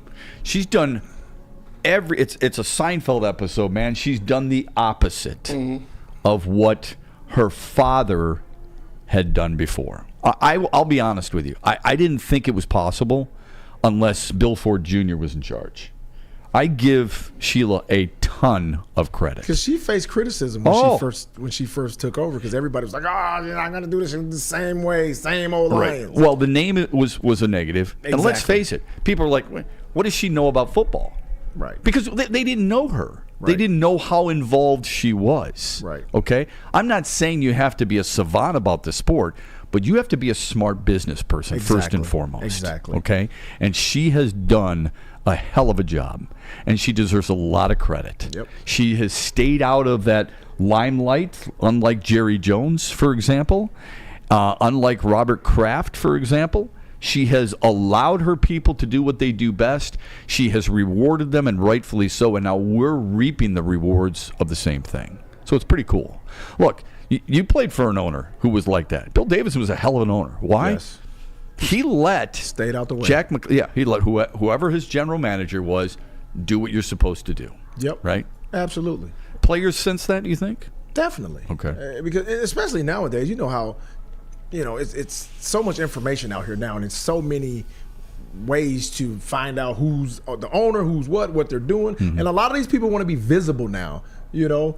Owners went from being kind of like behind the scene to I'm the guy, right. So it's a different. I'm going to be on the sidelines. Hi, Arthur Smith. It's a different world now. Yeah. And I remember when, as a player, you really never met the owner, Really? Not that often, Of course, Mr. Davidson was more around because, he had a great relationship with Arnie, our trainer. Right. So Mr. And he played tennis in the practice facility. He played tennis in the practice facility, Yeah. and he came around us a lot more. Mm-hmm. But it was just a little separation there, which I thought was kind of healthy, because nowadays players can go straight to the owners. So now you can, hey, I don't like the GM. Hey, man, you need to get rid of this guy. Right. Or I don't like the coach. I don't like the coach. Thank you, LA Lakers. Yeah, and Darvin Ham. Yeah. Yeah. Yeah. I mean, it's just, it can be a toxic situation. Yes. You and I were kind of laughing before the show began, because it's refreshing that we don't have to look at highlights of our team losing and the reactions of fans crying or slamming something. Dallas is in that situation yet again. You and I are not Cowboys fans. How about them Cowboys? Yeah. How about that, Jimmy? I don't hear that. We don't have to worry about, are we going to replace the coach? Are we going to replace the quarterback? Are we going to have wholesale changes? Can we win with these people in charge, and so on and so forth? And Dak Prescott threw for a ton of yards, 3 touchdowns, but he threw 2 really bad interceptions, and he threw 1 for those for a yards. pick 6. He threw for those yards. Those were shallow numbers. Yeah. Because the game was over. Yeah. And he was just marching them up and down the field. And they were in a prevent defense. But it's watching that game. Because I was sitting there, and I always jab at the Cowboy fans as much as I possibly can. I know you do, yeah. So I'm making posts on Facebook. I'm like, man, and I don't like the Packers either, so I call them the Fudge Packers. I was like, can the Fudge Packers make a game of this? Can they make a game of this? Not knowing what was about to happen. Yeah, I don't like either team. I am glad Green Bay won because it gives Detroit another home game, which was I think really important, and they'll play either Tampa or Philadelphia next Sunday afternoon at 3:00. In case you've been, Give me Philly. I want to keep the revenge tour going. Put up 300 yards on Matt Patricia. I understand that. To me, I don't care. I really don't. I think Detroit's the better football team against either team, especially at Ford Field. I truly believe that. I mean, I don't. And next weekend, I'm not afraid to admit this, I'll be openly rooting for the Packers because I want Detroit to be at home against Green Bay, and I think San Francisco's a hell of a challenge. I do too. But that's for another show for you guys. But I do think it's Matt, that's not going to happen. Yeah, I don't think it's going to happen either. San Francisco is so flipping good. Lindsey's Niners. Yeah, but and we get to relive, Monty Clark and how many times are we going to see that clip when the Lions play the Niners and we're going to see Monty Clark going like this and Eddie Murray hitting it wide right. But it's kind of cool that we don't have to worry about some of the things that team is worried about. That team that stole the number 2 seed from the Lions. I guess all is right with the world, right? I guess there is some justification in the world of sports all I'm gonna here say today. Is I slept a little better knowing that the Cowboys were buried. Do you buy, and we'll get back to Lions here, do you buy that Jerry Jones was asked about his head coach after the game? His quote was, "I haven't thought 1 second about it." That is such BS. He was golfing with Bill Belichick last week. Dude, Jerry Jones was? Yeah. Yes. You didn't see the reports? I did not. Yeah. They went golfing. Day after he got fired. Yep. That's where he's going. Yeah, of course. The only thing I can Interesting. see stopping that is because Belichick is a control freak, and so is. Well, Jimmy Johnson was a control freak, and they got along. For a short period of time. Yeah. Enough to get him in the Ring of Honor and get a Super Bowl. That's very interesting. Mm-hmm. Yeah. Very interesting. I don't know if Jerry would want to give up that GM title. That's what I'm saying. And Bill. I think he would. That doesn't mean he wouldn't stop doing what he's doing. Yeah. He could give it to him in title, but that doesn't mean Jerry Jones isn't going to have a say in it. Bill Belichick will have to accept that job if it's given to or offered to him. He would have to accept that job knowing that massive elephant in the room is Jerry Jones and his ego that he thinks he knows more football than anybody else in the sport. But do you see how irritable Bill Belichick looks all the time? Yeah. Can you imagine him being in the room with Jerry Jones and trying to go about his business, and Jerry's sitting there all flamboyant? Yeah. That's oil and water. And talking after the game. I mean, reporters go to Jerry Jones before they go to the press conference for crying out loud. Yes. I don't think that's a good look. I've never felt like that's a good look. And how would that? I think that would be a short marriage. That's not what they call it, the Belichick way. Yeah, I agree with you. I think that would be a very short marriage between the two. That would have to pay off quickly in order for that to last at all. You know what would be fun, though? To watch it implode. Nobody hates the Cowboys more than we do. Oh, my goodness. I would love to see them get together and everything looks and appears to be great, and all of a sudden it just implodes in Dallas. That shiny new toy, man, that is just, it's fantastic. It really is. I mean, you'd love to see that Dallas is lost and that the Lions march on and that we don't have to pick, and this is what I was always used to, have to pick a team now that I'm going to root for because I want to keep watching postseason football. Right? Mm-hmm. Don't have to worry about that. No. Right? You got San Francisco and Green Bay. You got Detroit against either Philly or Tampa. You're going to watch that game tonight. You got Buffalo playing Pittsburgh this afternoon in Buffalo, which is crazy. Kansas City has advanced, obviously. And, of course, Baltimore awaits as well. And you got Houston. Houston looked good. Houston looked really good. Dude, I'm telling you, that quarterback, C.J. Stroud. He throws as good a deep ball as perhaps anybody in football. And he's accurate. That dude is accurate. He's one of those guys that you see and you go, okay, franchise. Mm-hmm. Why do you think he wasn't taken 1 overall? Well, the Alabama hype train always takes over. They wanted I don't know. Bryce Young did win a. Yeah, but he did win the Heisman. Frank Reich wanted C.J. Stroud. He said before the draft, they said they were going to draft him. Frank Reich and Josh McCown, who was their quarterbacks coach, talked about drafting. Josh McCown was like, we're going to go play some basketball when you get your house down here. And then Mark Tepper, the owner, stepped in and said, we're taking Bryce Young. Another guy who thinks he knows more. Look, I'm not judging Bryce Young yet, by the way. I think way too often in sports we do that. We're like, okay, this guy's a bust. This guy's going to be the next superstar. We don't know, okay? I think Look at Trey Lance. Right. Yeah. I think Bryce Young will be good whenever they get a line to protect him because he got murdered this year. Exactly. And some weapons, but how many sacks did he take? Oh, about 55? I think he was second behind only Sam Howell, I believe. Oh God! But it'll be hard pressed to say he'll be any better than C.J. Stroud. No, I agree 100% with you. Now, he could be great. Took 62 sacks. What? Sam Howell was first with 65. Bryce Young was second with 62. My God. Yeah. And you know what? We watched quarterbacks in the past that were drafted high to bad teams with bad offensive lines, and they got ruined. Yeah, right. They were never able to break out and become what they were supposed to be. Right. Hopefully that doesn't happen to that kid. Well, that's why oftentimes you say to yourself, you know what? Before I'm going to play my first overall pick as a quarterback, I better make sure that I don't scare him so badly that he can't come back from it. Exactly. And I've got to get the right people around him. So I'm going to use a veteran and let him sit. It's so hard to do. I'll give you an example of why you don't give up on him when we come back after this. But first, let me tell you about Premier Pet Supply. When it comes to your pet, don't settle. Premier Pet Supply is hands down Michigan's best pet store. Family owned and operated for over 30 years. All the same conveniences of the big chains and the box stores, but it's here in Michigan. They have over 60 brands of food and nutrition experts to help you make a decision. Premier Pet Supply, give your pet the best at www.premierpetsupply.com. At work and at home, we're there with smarter security solutions. Featuring complete automation with customized alerts and more. For over 90 years, we've been the company that's been counted on to protect what matters most, all with personalized service and care.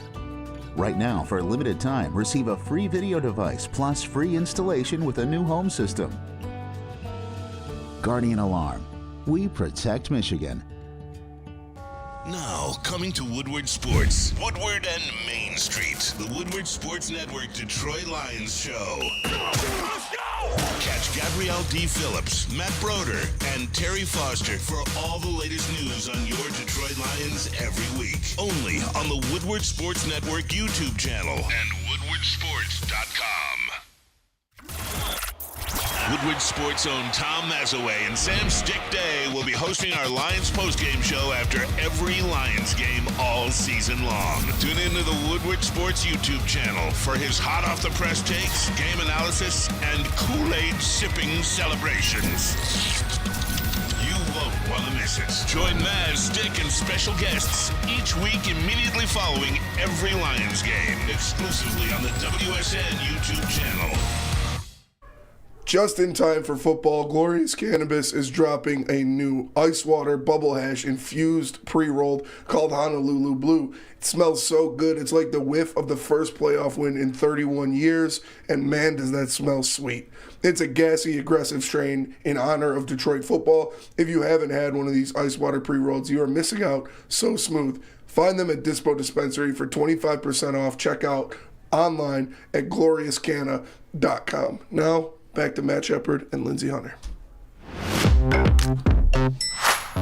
Final half hour of the program. Glad you're with us on this Monday afternoon. We were talking just before the break about Bryce Young a little bit, just because we've been talking football all morning and really enjoyed it. Bryce Young, C.J. Stroud. C.J. Stroud's been special. You could argue he's the best Ohio State quarterback ever. Already. Yeah, already. Although the winningest quarterback in Ohio State history in the NFL is Mike Tomczak. I'm waiting for it. Who? Yeah, Mike Tomczak. I remember 42 Mike and 31. Yeah, played for Indy, played for Chicago, things like that. But I think the reason, a guy like C.J. Stroud, people questioned him is, and it's not his fault, he has no association outside the school that produced Cardale Jones or Troy Smith or Dwayne Haskins, God bless his soul, right, or Craig Krenzel, Bobby Hoyne and Tom Tupa and guys like that. Braxton Miller, Terrell Pryor. Right. Terrell Pryor was a supplemental pick. I believe people thought immediately it was just, I don't take Ohio State quarterbacks because look at how many have failed. Not even sure about Justin Fields yet. Yeah. I think it's, C.J. Stroud by far and away Rookie of the Year. However, I'm not giving up on Bryce Young. No. And I think it's ridiculous to do that because especially in the NFL, when you've got at that position, and this is not to take anything away from any other sport, but at that position, because there is so much to process and because the defenses are so complex compared to college and because the game is so much faster than college, playing a rookie quarterback, you've got to be special. Well, and it's good you said that, Matt. But think about how it used to be.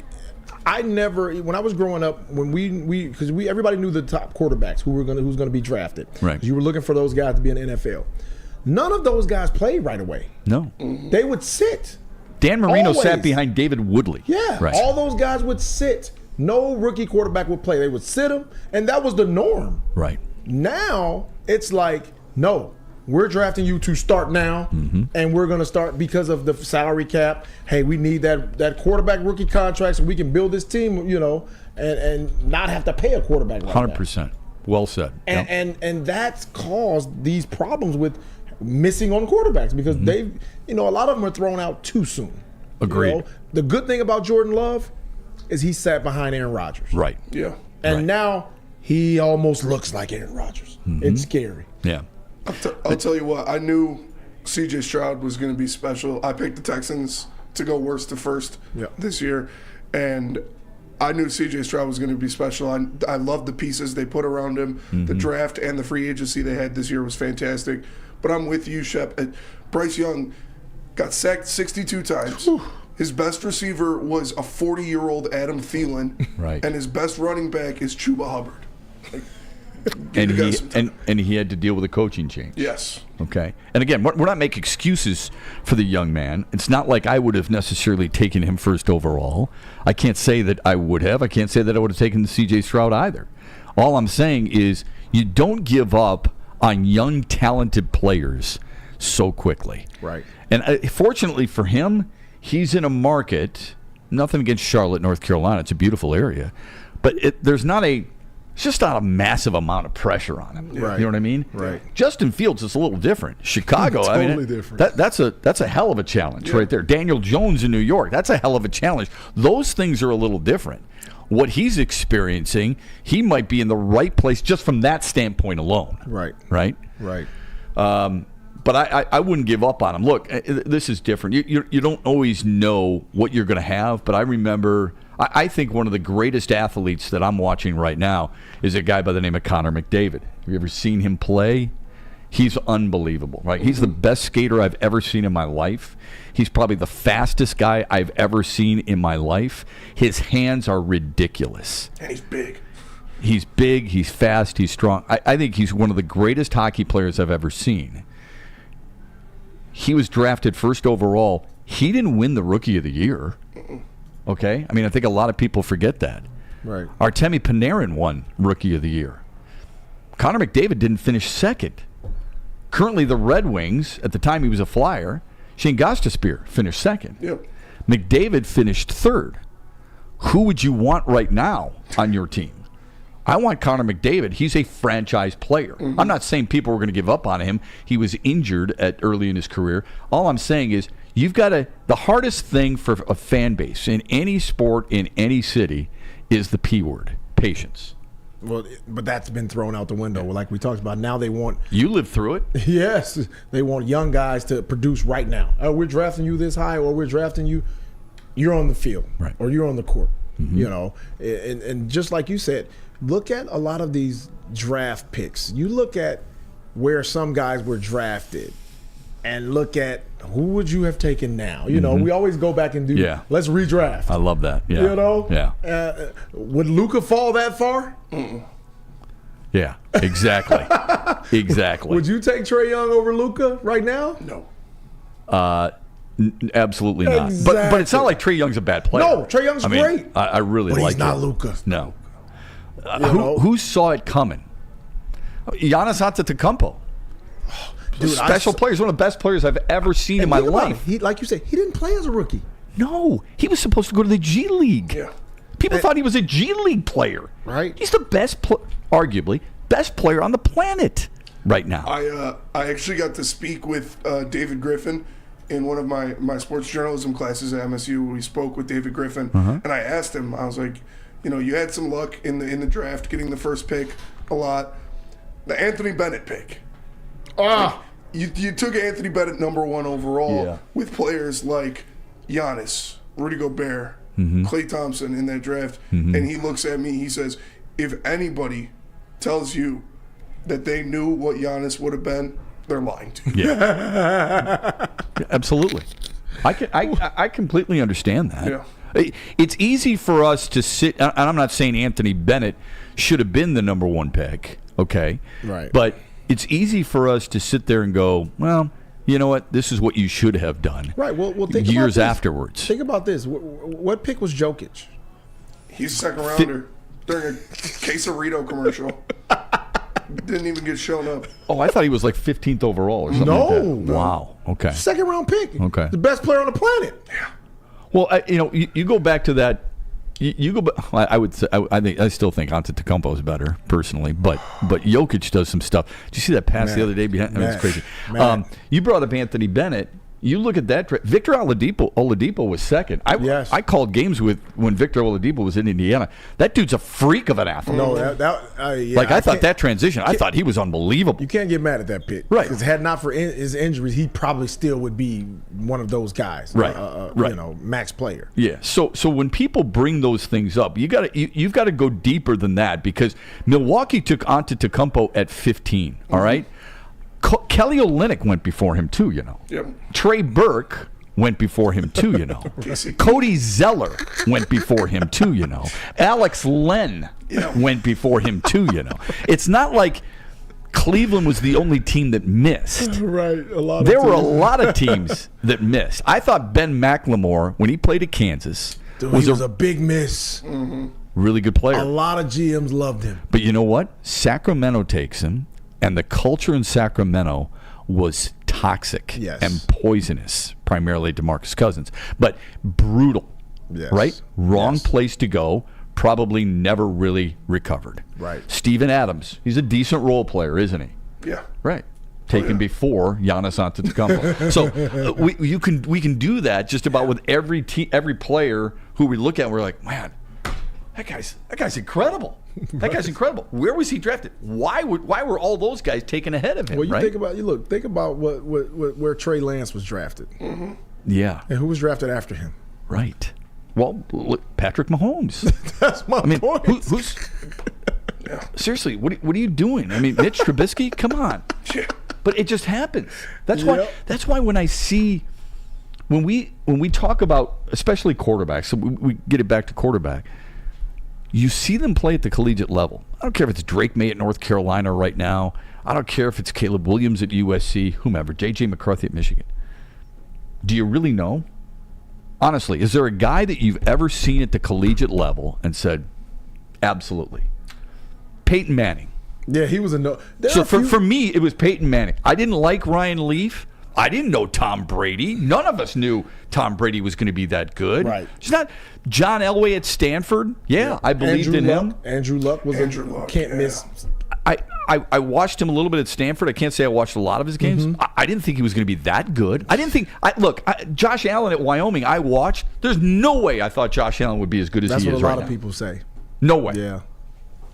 I mean, he's a magician, man. That guy gets stuff done. Right. There's plenty more examples that we can get to when we come back after this. Yeah. First, let me tell you about Hamlin Pub. If you wanted a bar that treats you like a regular, Hamlin Pub is just the place where they treat everybody like a regular. They've got half-off pizza on Thursdays or game day specials available during all Michigan sports and NFL games. Hamlin Pub is the place. Visit a location today and experience your new favorite pub for all things sports. Hamlin Pub, where everyone's a regular. At Planet Fitness, you can get energy without the judgment. Hi, can you help me with this? You don't know how to use it?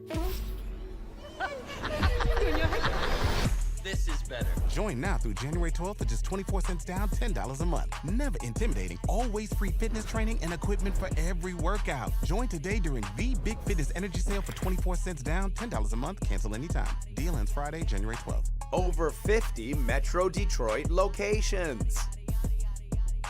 Join Woodward Sports' own Jeff Iafrate, along with special WSN guests for the most anticipated Lions season in decades. Filled with different surprises and expert analysis. You're not going to want to miss out. Go to our Woodward Sports YouTube channel on Sundays and tune in live from 9:30 to 11:30 a.m.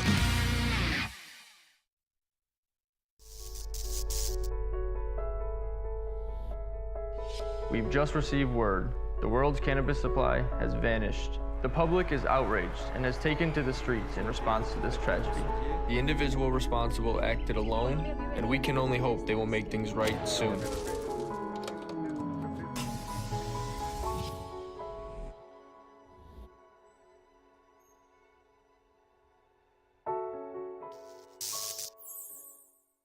Feldman Chevrolet, Detroit's #1 Chevy dealer with 18 locations. There's a Feldman dealership in your backyard.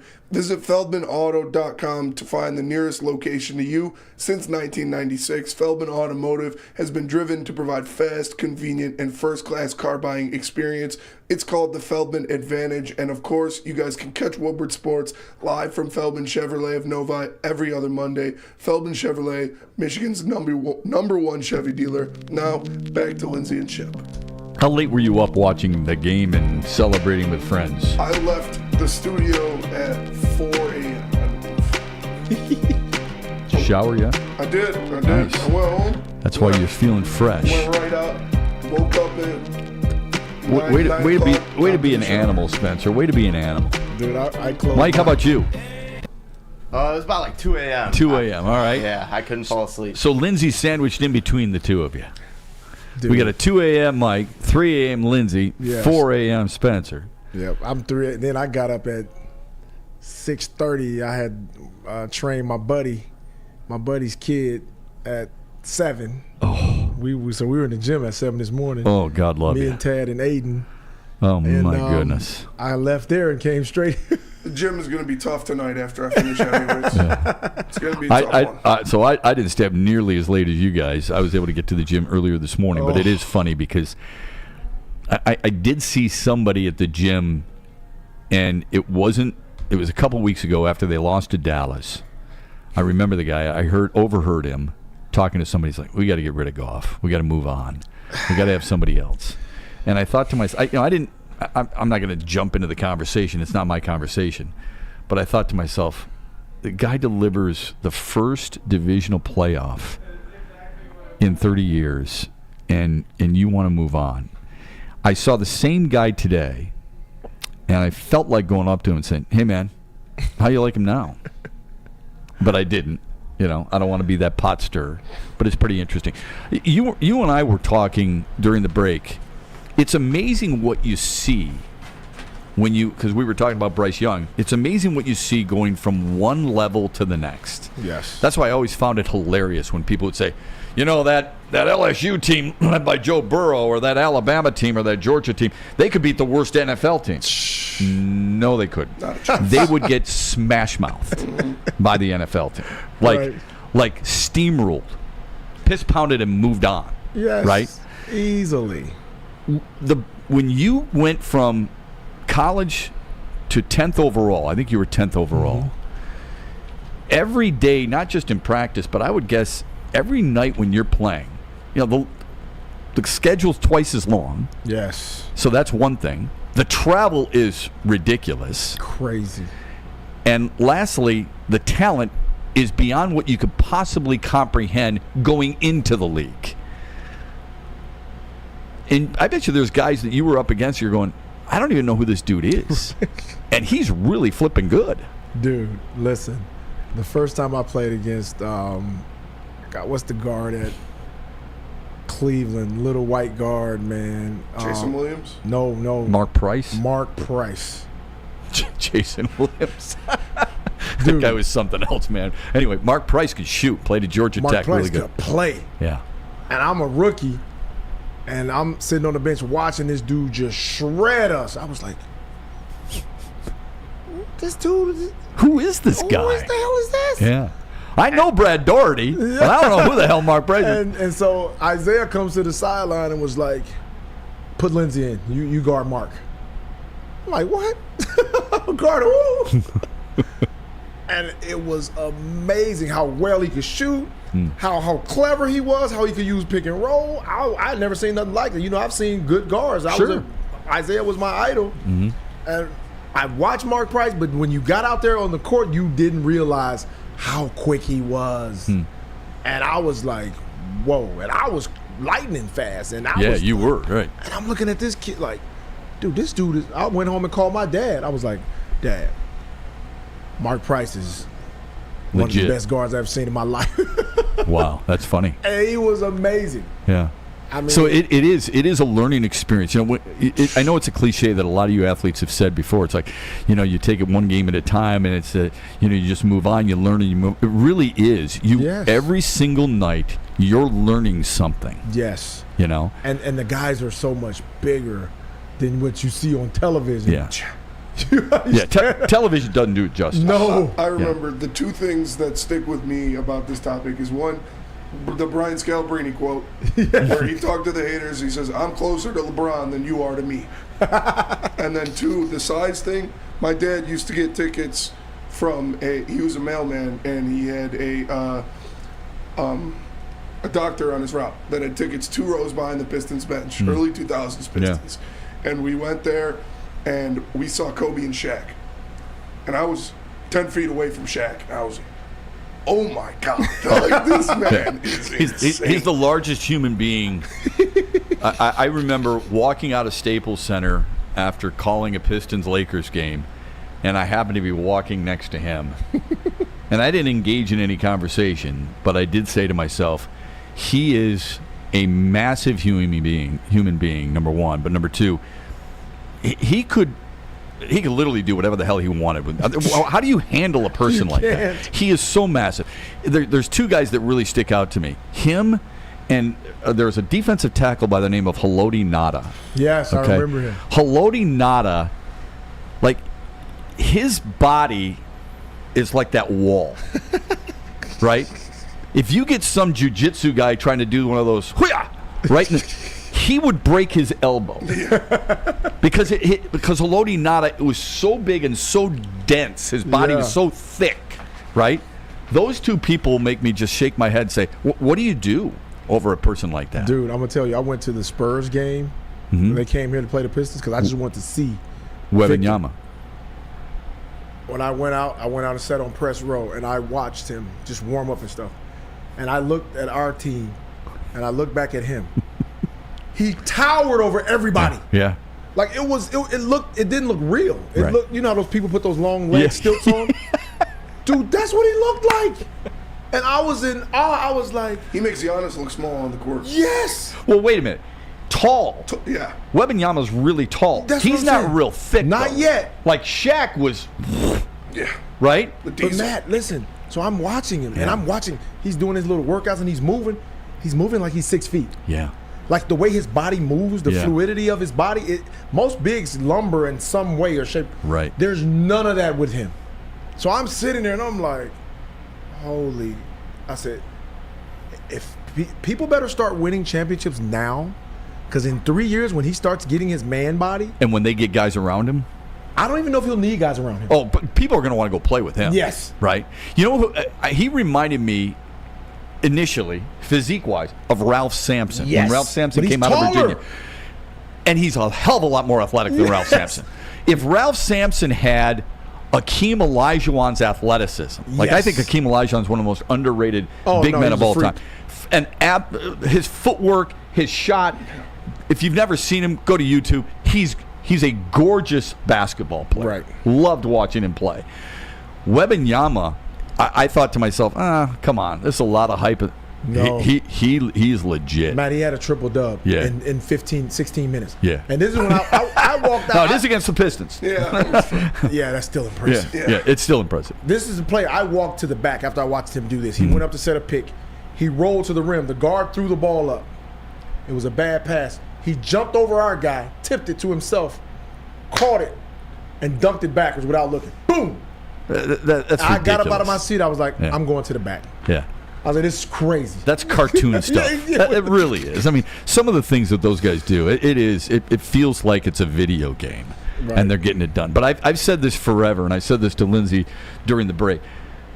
I've been fortunate enough to watch the NFL on the sidelines, watch an entire game from the sidelines. People don't understand. It's so much faster than you could ever imagine. And football is so much faster than TV does. TV just doesn't do it justice. The amount of time a quarterback has to make that decision and get rid of it, that's why I'm very sensitive to criticizing quarterbacks and even wide receivers a lot of times, because the physicality and the quickness is beyond what you can believe. Hockey, folks, you've watched it from probably ringside seats, or at least when they warm up, so much faster than you Right. realize. Basketball at the NBA, sure, everybody talks about their athleticism. The physicality of the NBA, the strength you have to have, is a lot more impressive than you realize. Right. And the same thing in baseball. When you're watching a game, when I've watched games from the camera well, right next to the dugout, plenty. People who go, oh man, I could hit that. No, you couldn't. You would crap your pants with that slider. You would crap your pants on that type of curveball. And you would absolutely bail out when you saw that 98-mile-an-hour fastball come up and in. There's no doubt about it. TV just doesn't do it justice. But it is, it's fun to debate. I'm not saying we shouldn't debate. I'm not saying we shouldn't be able to criticize, because that's what life is about, right? Right. But it's amazing how TV slows things down. Yes. For the sports that is so fast. Right. That's a different level, man. It's a completely different level. Speaking of the Pistons, they did make a trade. Stop yawning. They did. We've talked Lions the entire day, and for good reason. Killing us about the NBA. Yeah. Nobody cares. Well, but that's not true. People do care. I know, but it's Victory Monday. We want to. Yeah, we've talked a lot about it. If you want to get to some chat, if you want. Tell us what people are thinking back out there. But I did find it interesting. Pistons made a deal. Washington, Isaiah Livers goes to Washington. He'll play with Jordan Poole there. This is strictly a salary dump, right? Definitely. The reason I bring it up is because we were just talking about putting people around Wembanyama or Bryce Young before, what C.J. Stroud has in Houston. The Pistons having $60 million in the offseason to spend, it doesn't matter if you can't get guys to come here. That's the key. That's where I was going with it. The Lions will be able to get guys to come here because of the culture that has been built and because of the talent that they have. Right. And now, because of the atmosphere that you folks have helped create. Yeah. I think it's a big deal. I think that's why it's important to win. It's not just important for that fan base and for that team. I think it's important for future players that want to come here. Right. They want to be part of winning. Most players, it depends. Correct me if I'm wrong here. It depends on where you are in your career. You want to get paid, and I don't blame you. Right. But at some point, you're going to say, you know what? You know what I'm missing? I'm missing this. Yep. I want this. Who's going to give me a chance to get this? Right. Somebody's going to do that. Odell Beckham, let's use that as an example. I'm going to go there because I got a chance to win and I've never won before. We'll wrap things up when we come back. First, let me tell you about Lady Jane's. Lady Jane's Haircuts for Men. Open 7 days a week. Walk in anytime. It's wicked awesome. I know. And for a chance to win a trip of your dreams and all expenses paid suite for the 2024 NCAA tournament. That's right, no expenses spared for you and 5 of your best buds. Lady Jane's Haircuts for Men. Walk in anytime. It's wicked awesome. Come to any Lady Jane's Haircuts for Men for an award-winning haircut experience from one of our talented stylists and register for a once-in-a-lifetime opportunity to win an all-expenses-paid suite for the 2024 NCAA tournament for you and 5 of your best buds. That's right, college basketball's most elite event. You and your 5 best friends just get to any Lady Jane's today for an award-winning haircut experience and automatically register to win the trip of your dreams. Lady Jane's Haircuts for Men, open 7 days a week. Walk in anytime. Lady Jane's, it's wicked awesome. Join Woodward Sports' own Jeff Iafrate, along with special WSN guests for the most anticipated Lions season in decades. Filled with different surprises and expert analysis. You're not going to want to miss out. Go to our Woodward Sports YouTube channel on Sundays and tune in live from 9:30 to 11:30 a.m. Woodward Sports' own Tom Mazaway and Sam Stick Day will be hosting our Lions postgame show after every Lions game all season long. Tune into the Woodward Sports YouTube channel for his hot off the press takes, game analysis, and Kool-Aid sipping celebrations. You won't want to miss it. Join Maz, Stick, and special guests each week immediately following every Lions game, exclusively on the WSN YouTube channel. Dreaming of buying a new home but feeling the financial pinch? Mark White & Associates, your trusted real estate experts, are here to help. Mark White and his team will pay up to $5,000 of your closing costs. That's right, I said $5,000. Call Mark White & Associates today at 248-290-8242 or visit them at markwhitesells.com. Again, call Mark White today at 248-290-8242 to make your dreams come true. Now, back to Matt Shepard and Lindsey Hunter. Okay, wrapping things up.